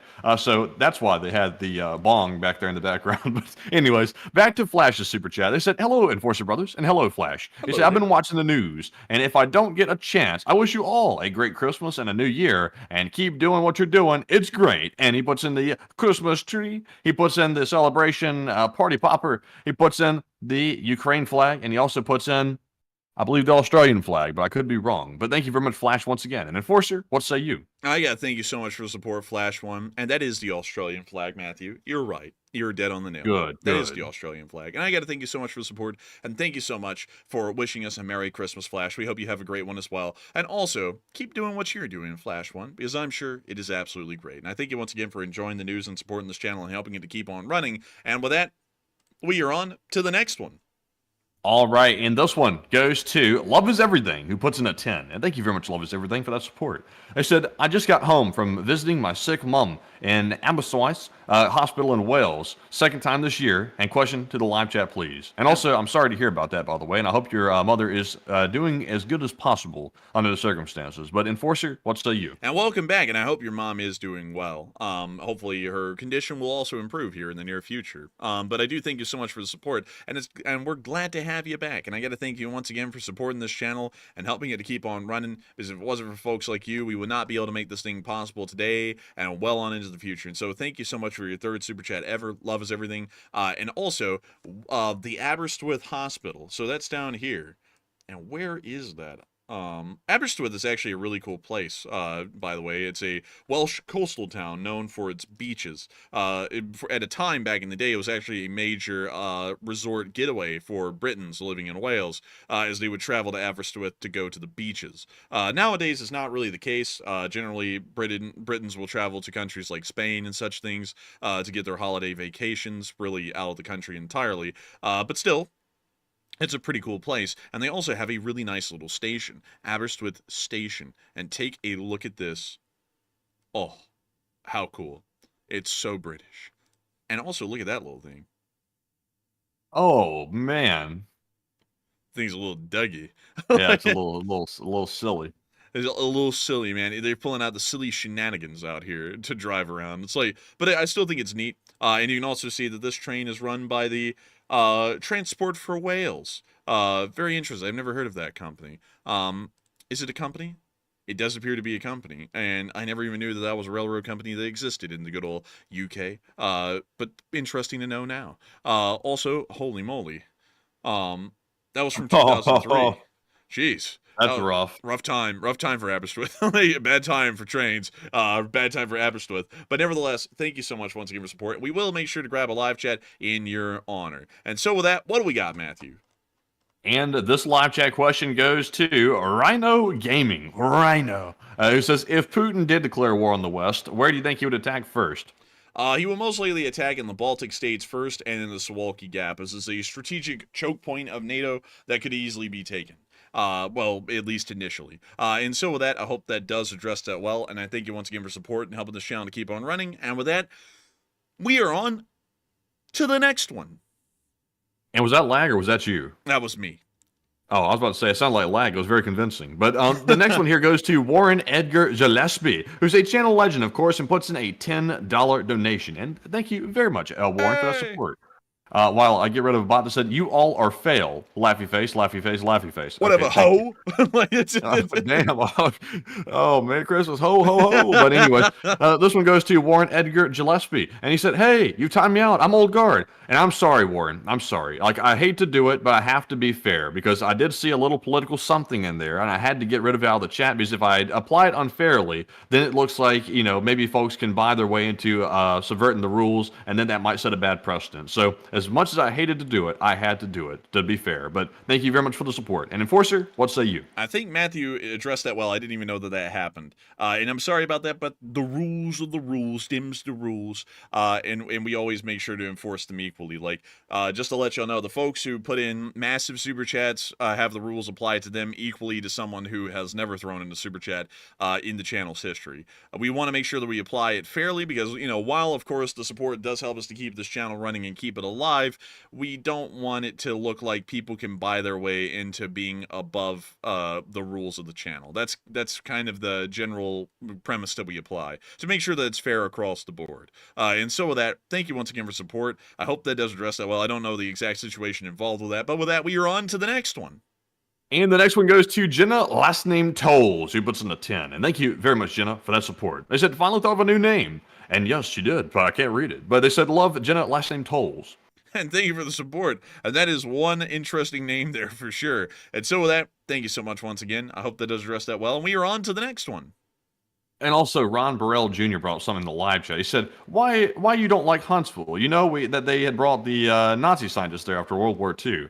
And I did know that, actually. Werner von Braun was in Huntsville for quite a while, and also some other German scientists as well. They were developing rockets up there. And I think they lived up there in Huntsville as well. What a culture shock, coming from Germany to Alabama. I bet that was a culture shock. But why don't I like Huntsville? Honestly, I used to like it. The downtown Huntsville is extremely nice. Like, that Fed money is running through Huntsville like crazy, and you can see it in their downtown. But the catch is, Huntsville and the surrounding areas have kind of gotten a little bit rough. The downtown is still nice, but the surrounding areas have gotten a little bit sketchy because of the massive population growth in the area, and it seems like they're having a hard time keeping up with developing it properly and keeping it nice. So that's why I kind of don't like it. But I used to actually like it quite a bit. Yeah, what's weird is that back in the day, it took a while to actually get into Huntsville. Like, you would drive all the way past the international airport, and by the time you got to the Redstone Arsenal, this is really where the city used to begin about 10 years ago, near to the University of Alabama in Huntsville. Now, well, actually, this little mall thing existed here, but this was like literally the very edge of the city, along with this military industrial park that existed right here. That was literally the edge. Now, all of this out here exists as well. All of that. It's all brand new, just built in the last few years. And now it's expanding to where they're even building the subdivisions all the way out to Whitfield, pretty much. So Whitfield is almost about to be a part of the, well, really Athens itself, Athens, Alabama. It's about to almost become a giant part of Huntsville, a giant stretch of it, in like a suburb hell sort of a thing. And it just isn't what we remember from growing up. Very, very different place because of all the massive growth. Because the massive growth brings people looking for prosperity, but then there's also people who fall through the cracks of never finding that prosperity, and then it starts to create pretty not great conditions for the large part. So that's what's really kind of like happening up there. Really wild to see that happen, because I remember when, you know, I was growing up as a kid, people would always say something like, yeah, this all used to be fields and stuff, and now it's city, and you would be like, oh, whatever, you know, because like you never even knew what that's like. And now I'm seeing, and I'm like, dang, I don't know if I like that now. And now I get where the older generation was coming from. Change is change, it has to happen, but you know, still kind of sad, at least in terms of Huntsville. But yes, Huntsville is growing. So with that, we are on to the next one. All right, and our next ones here go to Cody Wilson and also Darren Quinn, who each put in a $10 donation. And thank you very much to the both of you, Cody and Darren, for supporting the channel. And I don't see any comments to address, but we appreciate it both from the both of you. And we also have one here from Grant Naduke, Chemistry without any classes. Now I kind of like that, without any classes right there, a little chemistry without it. That's actually sounding pretty appealing, actually. But thank you very much, Grant, for the support. And he throws in his first ever Super Chat on live stream. He says, hey, hey, sis, LMAO. Hey, whoa. He said, I just want to say hey and donate for the first time in LLC. Hey, and thank you so much, Grant Naduk. And thank you for supporting you with your first Super Chat ever and helping this channel to keep on running. And of course, long live the Lee Spring Army, and the Lee Spring Army will never die. And with that, we are on to the next one. And this one goes to Jenna, last name Tolls, once again, who puts in a 10 and says, poof, don't brr the fund, poof to government. I do not know how to even respond to that, but I do thank you for the support and helping this channel to keep on running, because if it wasn't for folks like you, this channel would have never made it this far. And so with that, we are on to the next one. Jenna, last name Tolls, puts in another $10 donation and says, if Steven Seagal got involved in this war, do you think peace talks would become viable? Peace talks would become viable simply because everyone would be tired of his cringe. Like, that's the best answer I can give. So yes, it would become viable. And so with that, I hope that does address that well. And we are on to the next one. All right, and our next one here goes to David Kendall, who puts in a 10 and says, just to be clear, an Aussie is an Australian, whereas an Aussie is a Black Sabbath fan. I did not know that, and I thank you so much for the support and sharing that, because that would have always been lost upon my soul. And so with that, thank you once again. I hope that does address that well, and we are on to the next one. And also, someone just came in here named Mashup HQ and said, how much are you boys paid by Israel? So I said, are you making an offer? So let us know. But anyways, our next one here goes to you know Darren what would Quinn. be crazy, man, is if he was around for when we were saying we think they're going too far in Syria, man. Man, he would have been like, how much are the terrorists paying you? Like, he would have said something stupid like that, because the bots always just come up with something dumb to say. I gotta ask you, Masha, how much is the psych ward paying you to keep in there? The psych ward pays you? Man, probably in his case, they pay him because he's a danger to society. But anyways, with that, we are on to the next one. Man, if the psych ward's paying, lock me up today. But anyways, not really, just joking. But moving on here to our next one. This one goes to Darren Quinn, who put in that 10 and said China can't feed itself, but it can feed the back market army. The army of the starving? Maybe they can. Maybe they can. You never know. But I do thank you for the support and helping this channel to keep on running, because if it wasn't for folks like you, we wouldn't be able to make this thing possible. And so with that, thank you so much once again, and we are on to the next one. And our next one goes to Quantum Fighter, who puts in a 10. And thank you very much, Quantum Fighter, as All well. right. He said, if there was a war against China, like World War III level, do you think the West would need/want an ally with Russia to win, like we did with the Reds in World War II? And also, you crack me up every day. Best news channel and LLC. Hey, and thank you so much for support, and thank you for letting us crack you up every day. The answer to that is hell no. We would never team up with the Russians to fight the Chinese in the Third World War. The Russians and the Chinese are aligned with each other, almost like Nazi Germany and Imperial Japan in World War II, and so we would not team up with them. We would most likely crush them alongside the Chinese. So with that, I hope that does address that the best I can. Thank you once again for support and helping this channel to keep on running. And with that, we are on to the next one. And our next one goes to Knox Day, who just threw in a $5 donation. And thank you, Knox Day. He said, with the U.S. defense saying that China is preparing to invade, how close are they to launch this operation against Taiwan next year or at the years to come? We're still expecting it's years to come. I don't know what the Pentagon saw today to say this whole hype talk thing, but we covered it since they said it. But I'm still thinking it's probably the late 2020s, if any time at all in this decade. And so with that, I hope that does address that the best I can. Thank you once again for supporting Knox State and helping this channel to keep on running. And with that, we are on to the next one. And up next, we have a super chat from Adam McLean, also channel legend, who puts in a $20 donation. And thank you very much, Adam, as well, for helping to keep the channel running and help keeping the coffee brewing, the lights on, the doors locked, and everything else. Thank you very much. He said, I just love you guys, and that's all. And thanks, Adam. Thanks for the kind words. And thank you so much for the kind words, Adam, and supporting this channel and helping it to keep on running. Because if it wasn't for folks like you, we couldn't make it possible. And with that, we are on to the next one. And our next one goes to Andrew Honeycutt, who puts in a 5 as well. And Andrew says, Putin's ego is pushing his country into economic collapse. How much longer till the Russian populace stands up and says, no more, and LSA all the way? I don't think they ever will stand up. I've always thought that they would stand up. They never have. I think the Russian public is spineless, to be entirely honest. And so with that, I hope that does address that in my own opinion the best I can. And thank you once again for the support. And with that, we are on to the next one. And our next one goes to Kachulian343. We have 2 super chats from Kachulian, each $5 donations. And thank you very much, Kachulian. They said, I think when the peace talks fail, Putin will escalate the war and drag China into it. He needs China to prop him up. Act 2 of World War III is almost here. Excuse me. Sorry, I'm choking on my spit right there. I thank you for the support. I would say I don't believe that he's going to drag the Chinese in. There's no way for the Chinese to be dragged in. Like, you would have to find a way to force them into the war, and the Chinese could just completely avoid it. And I think that's probably what they would want to do, because it would really jeopardize everything that China is doing in the world right now to help out a dying, backwards country like Russia. So I thank you for the support. I just don't think that that would happen, though. And with that, we are on to the next one. And the next one goes to Kachulian343 once again, who said, elaborating, people say that China isn't ready for war, but I doubt they have a choice between their economy, population, etc., and they need a war to keep control.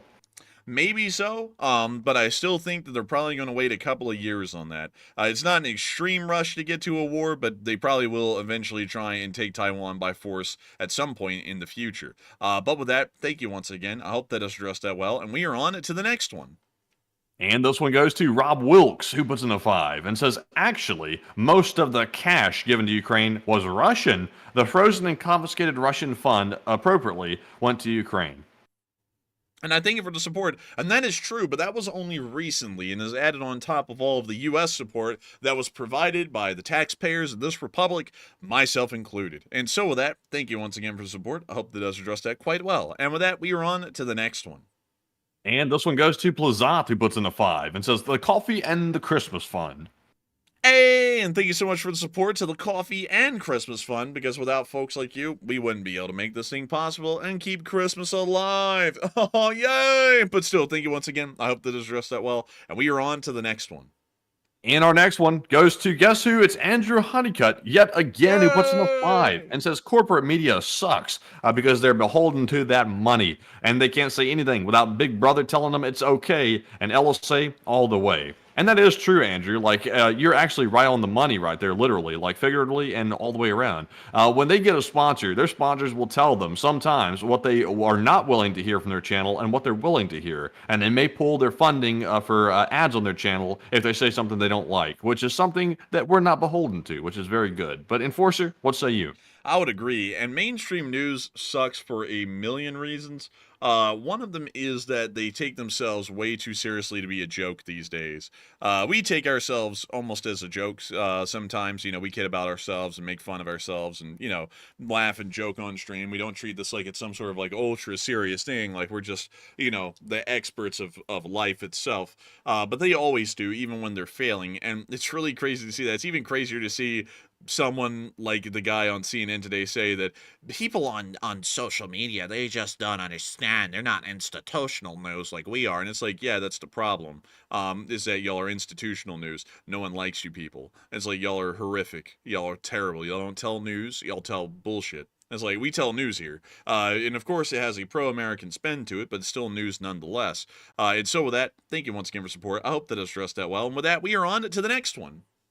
And this one goes to Kachulin343 once again. He puts in a 5 and says, when you reach this super chat, can you tell us a bit about what you know about the new Syrian government so far? And also, I demand corgi pics. And thank you for the support. And I don't know if we have any new corgi pics that are fresh off the press right now. But to tell you a little bit about the Syrian interim government, it is democratically functioning, at least for now. It is an interim government, so it's not a final form, but it does look as though they are allowing every single different religious and ethnic group within the country to have a say in how the Syrian government is going to look in the future. It actually looks like they're moving down a democratic path.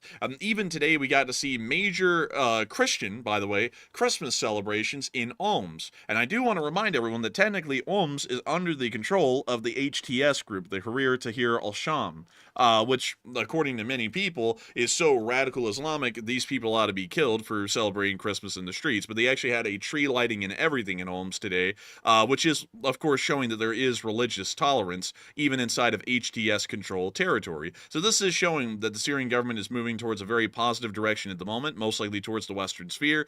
And if so, that would be a major success for the West inside of the region. And so with that, I hope that gives a little bit of an update, at least what I can run off the top of my head right now. And I thank you once again for support and helping this channel to keep on running. And with that, we are on to the next one. All right, and also I have one picture of Dog. Let me get it pulled up here, and I can send it over. Let's see here. Let me see if I can try to get it. Well, scrap that. Actually, I can't get the picture transferred over to Discord for some reason, but we'll have to get that done sometime. But anyways, moving on here to our next one. This one goes to Brian Gonzalez, who puts in a 5, and thank you very much, Brian. He said, "You mean?" Let's see here. Okay, I think this one might be okay. Brian said, "You mean it's not normal to have a billionaire reach into your pocket, hopefully leaving stacks of cash, or you just can't relate? Is this a stranger?" I thank you for the support. Mandy, do you understand what they're asking? Well, I've never had a billionaire reach in my pocket and take stacks or leave stacks, so I really don't understand. I don't really know. I don't really understand the question. Generally, I don't understand people who have money and then it kind of changes the way they act or live. Like that's what I'm kind of getting to. Like having a team of scribes writing on your Twitter, could never understand that. Like Matthew does it as the Enforcer channel as a business, not as a personal thing. For myself, if I was on social media, I would write the stuff. Simply put, I don't like writing stuff on social media, so I don't get on it. That's like the honest answer. But beyond that, that's the thing I don't really get about that. I hope that answers that well. I thank you for the support, and we're on to the next one. And our next one goes to Andrew Honeycutt yet again, who puts in a 5 and says, "I love history as much as Andrew, and I've been fascinated by the Franklin expedition, and AMC produced a good series about it. And have you seen it?" And I have not seen it, and let me go pull up the Franklin expedition.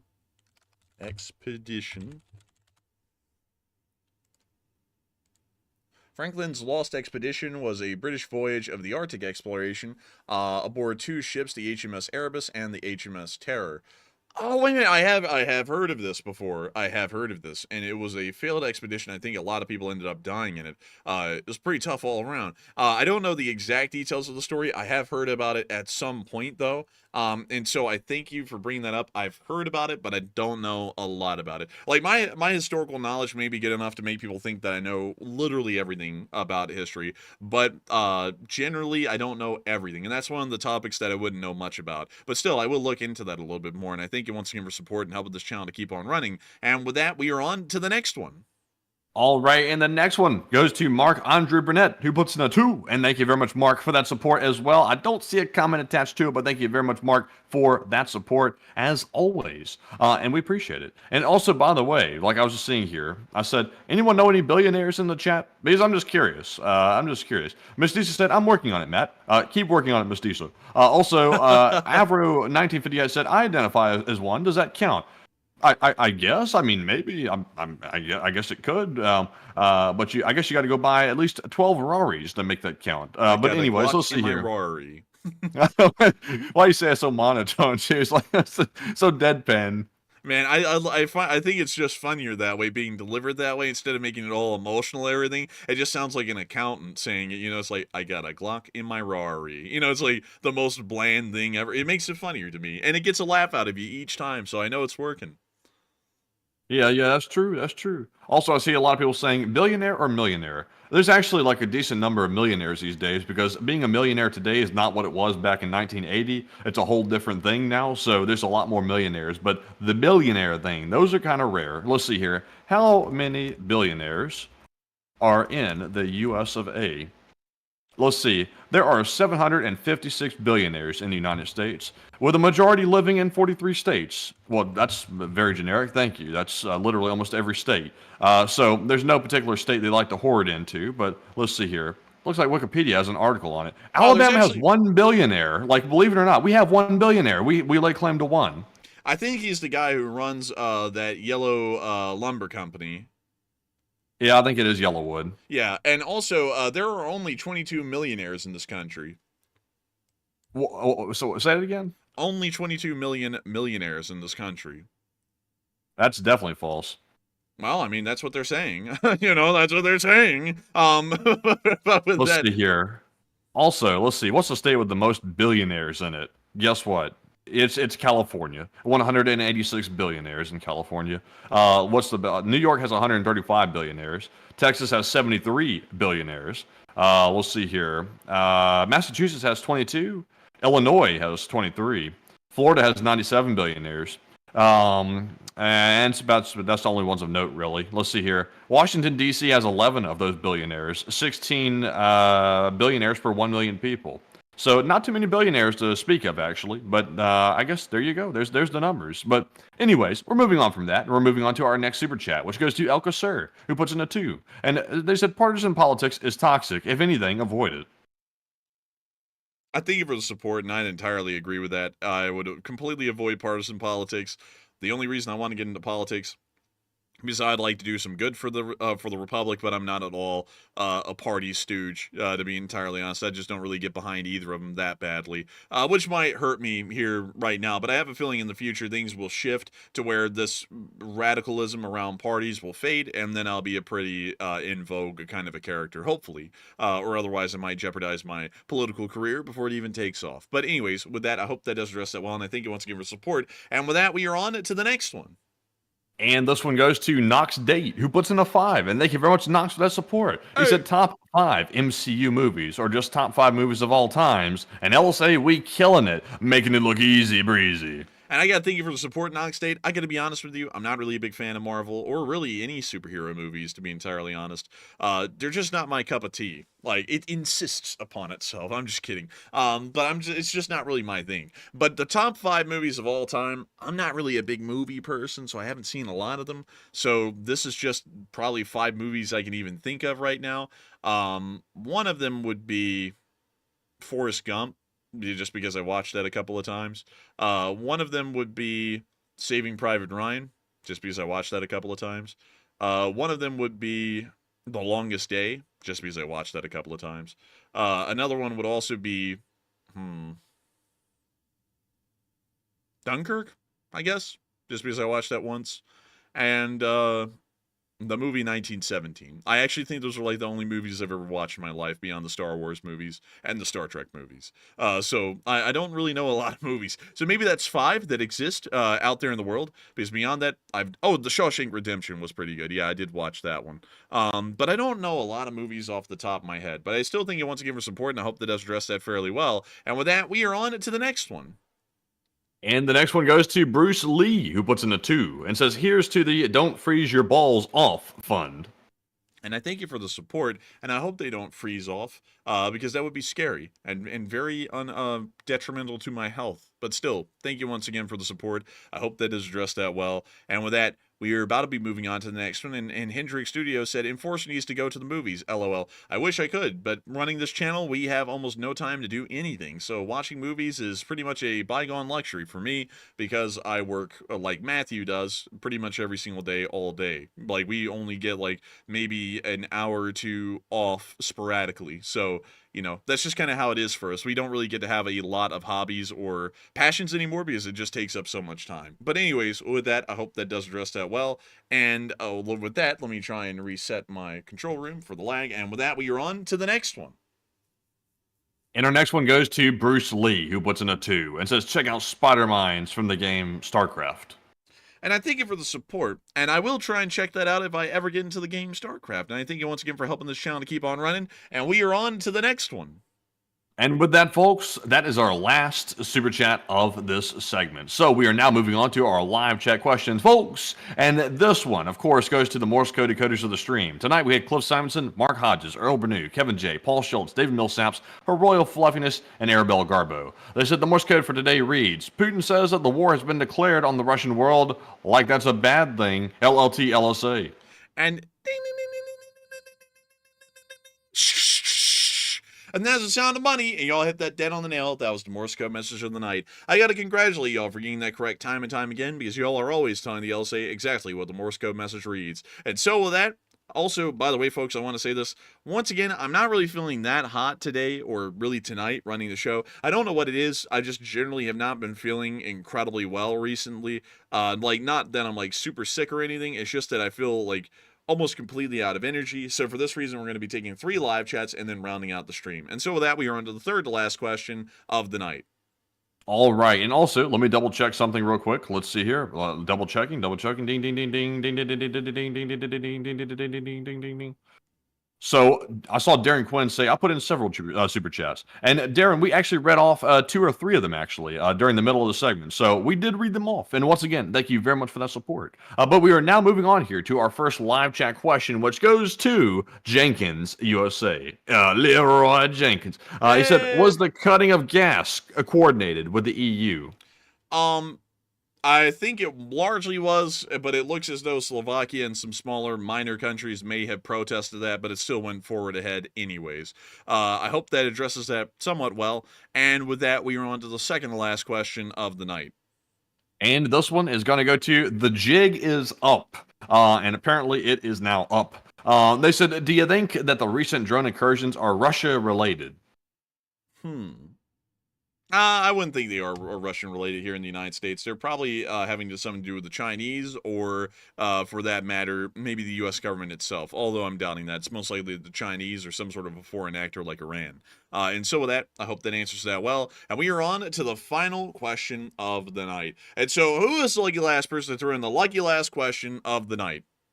And this one goes to Timothy O'Keefe, who said, do you think funding will stay at the current levels with no cuts and with the current restrictions on weapons? I think that there will be no cuts. There may even be further allowances for U.S. weapons to be used inside the Russian Federation, I think. So we'll have to wait and see on that one, though. But its support will remain steady, pretty much at the levels it's been for the entirety of the war so far. And so with that, I hope that does address that the best I can, at least in my opinion. And with that, it is time for us to round out tonight's stream. I've got to thank each and every single one of y'all once again for watching. There are 6.2 thousand people still here, and 95,000 people have watched this stream from beginning to end. We are entirely honored and extremely appreciative of each and every one of y'all watching the stream. And if y'all have enjoyed, please make sure to like, comment, and subscribe. And also a big shout out to Bruce Lee, who threw in a 5 and said, have a great night. Definitely better than the Russians that lost 3 times the population of Bethlehem, Georgia. Pretty festive there this time of year in LSA. And thank you for the support. It is really festive out there in Bethlehem, Georgia. But beyond that, thank you all once again for watching, and we will see you all tomorrow at 10 p.m. Eastern Time to cover the next 24 hours of the news of the war in Ukraine. And so with that, good night, good luck, take care, stay safe, Slava Ukraini, and long live the Lee Spring Army. The Lee Spring Army will never die. And with that, folks, once again, thank you all for another great stream once again tonight. Tonight, we had 95,000 people joining us before the end of the stream, which is incredible to see once again. And we appreciate all of you being here tonight. And be sure to join us again tomorrow night at 10 p.m. Eastern for the next night of news. And also midday tomorrow as well, if there is enough news for a short war video. And hopefully there is, because we've been kind of off our short war video schedule because of the lack of news midday. Usually it comes out around stream time, and that's too late to make a video. So with that, folks, Slava Ukraine, Herom Slava, get some rest, and good night.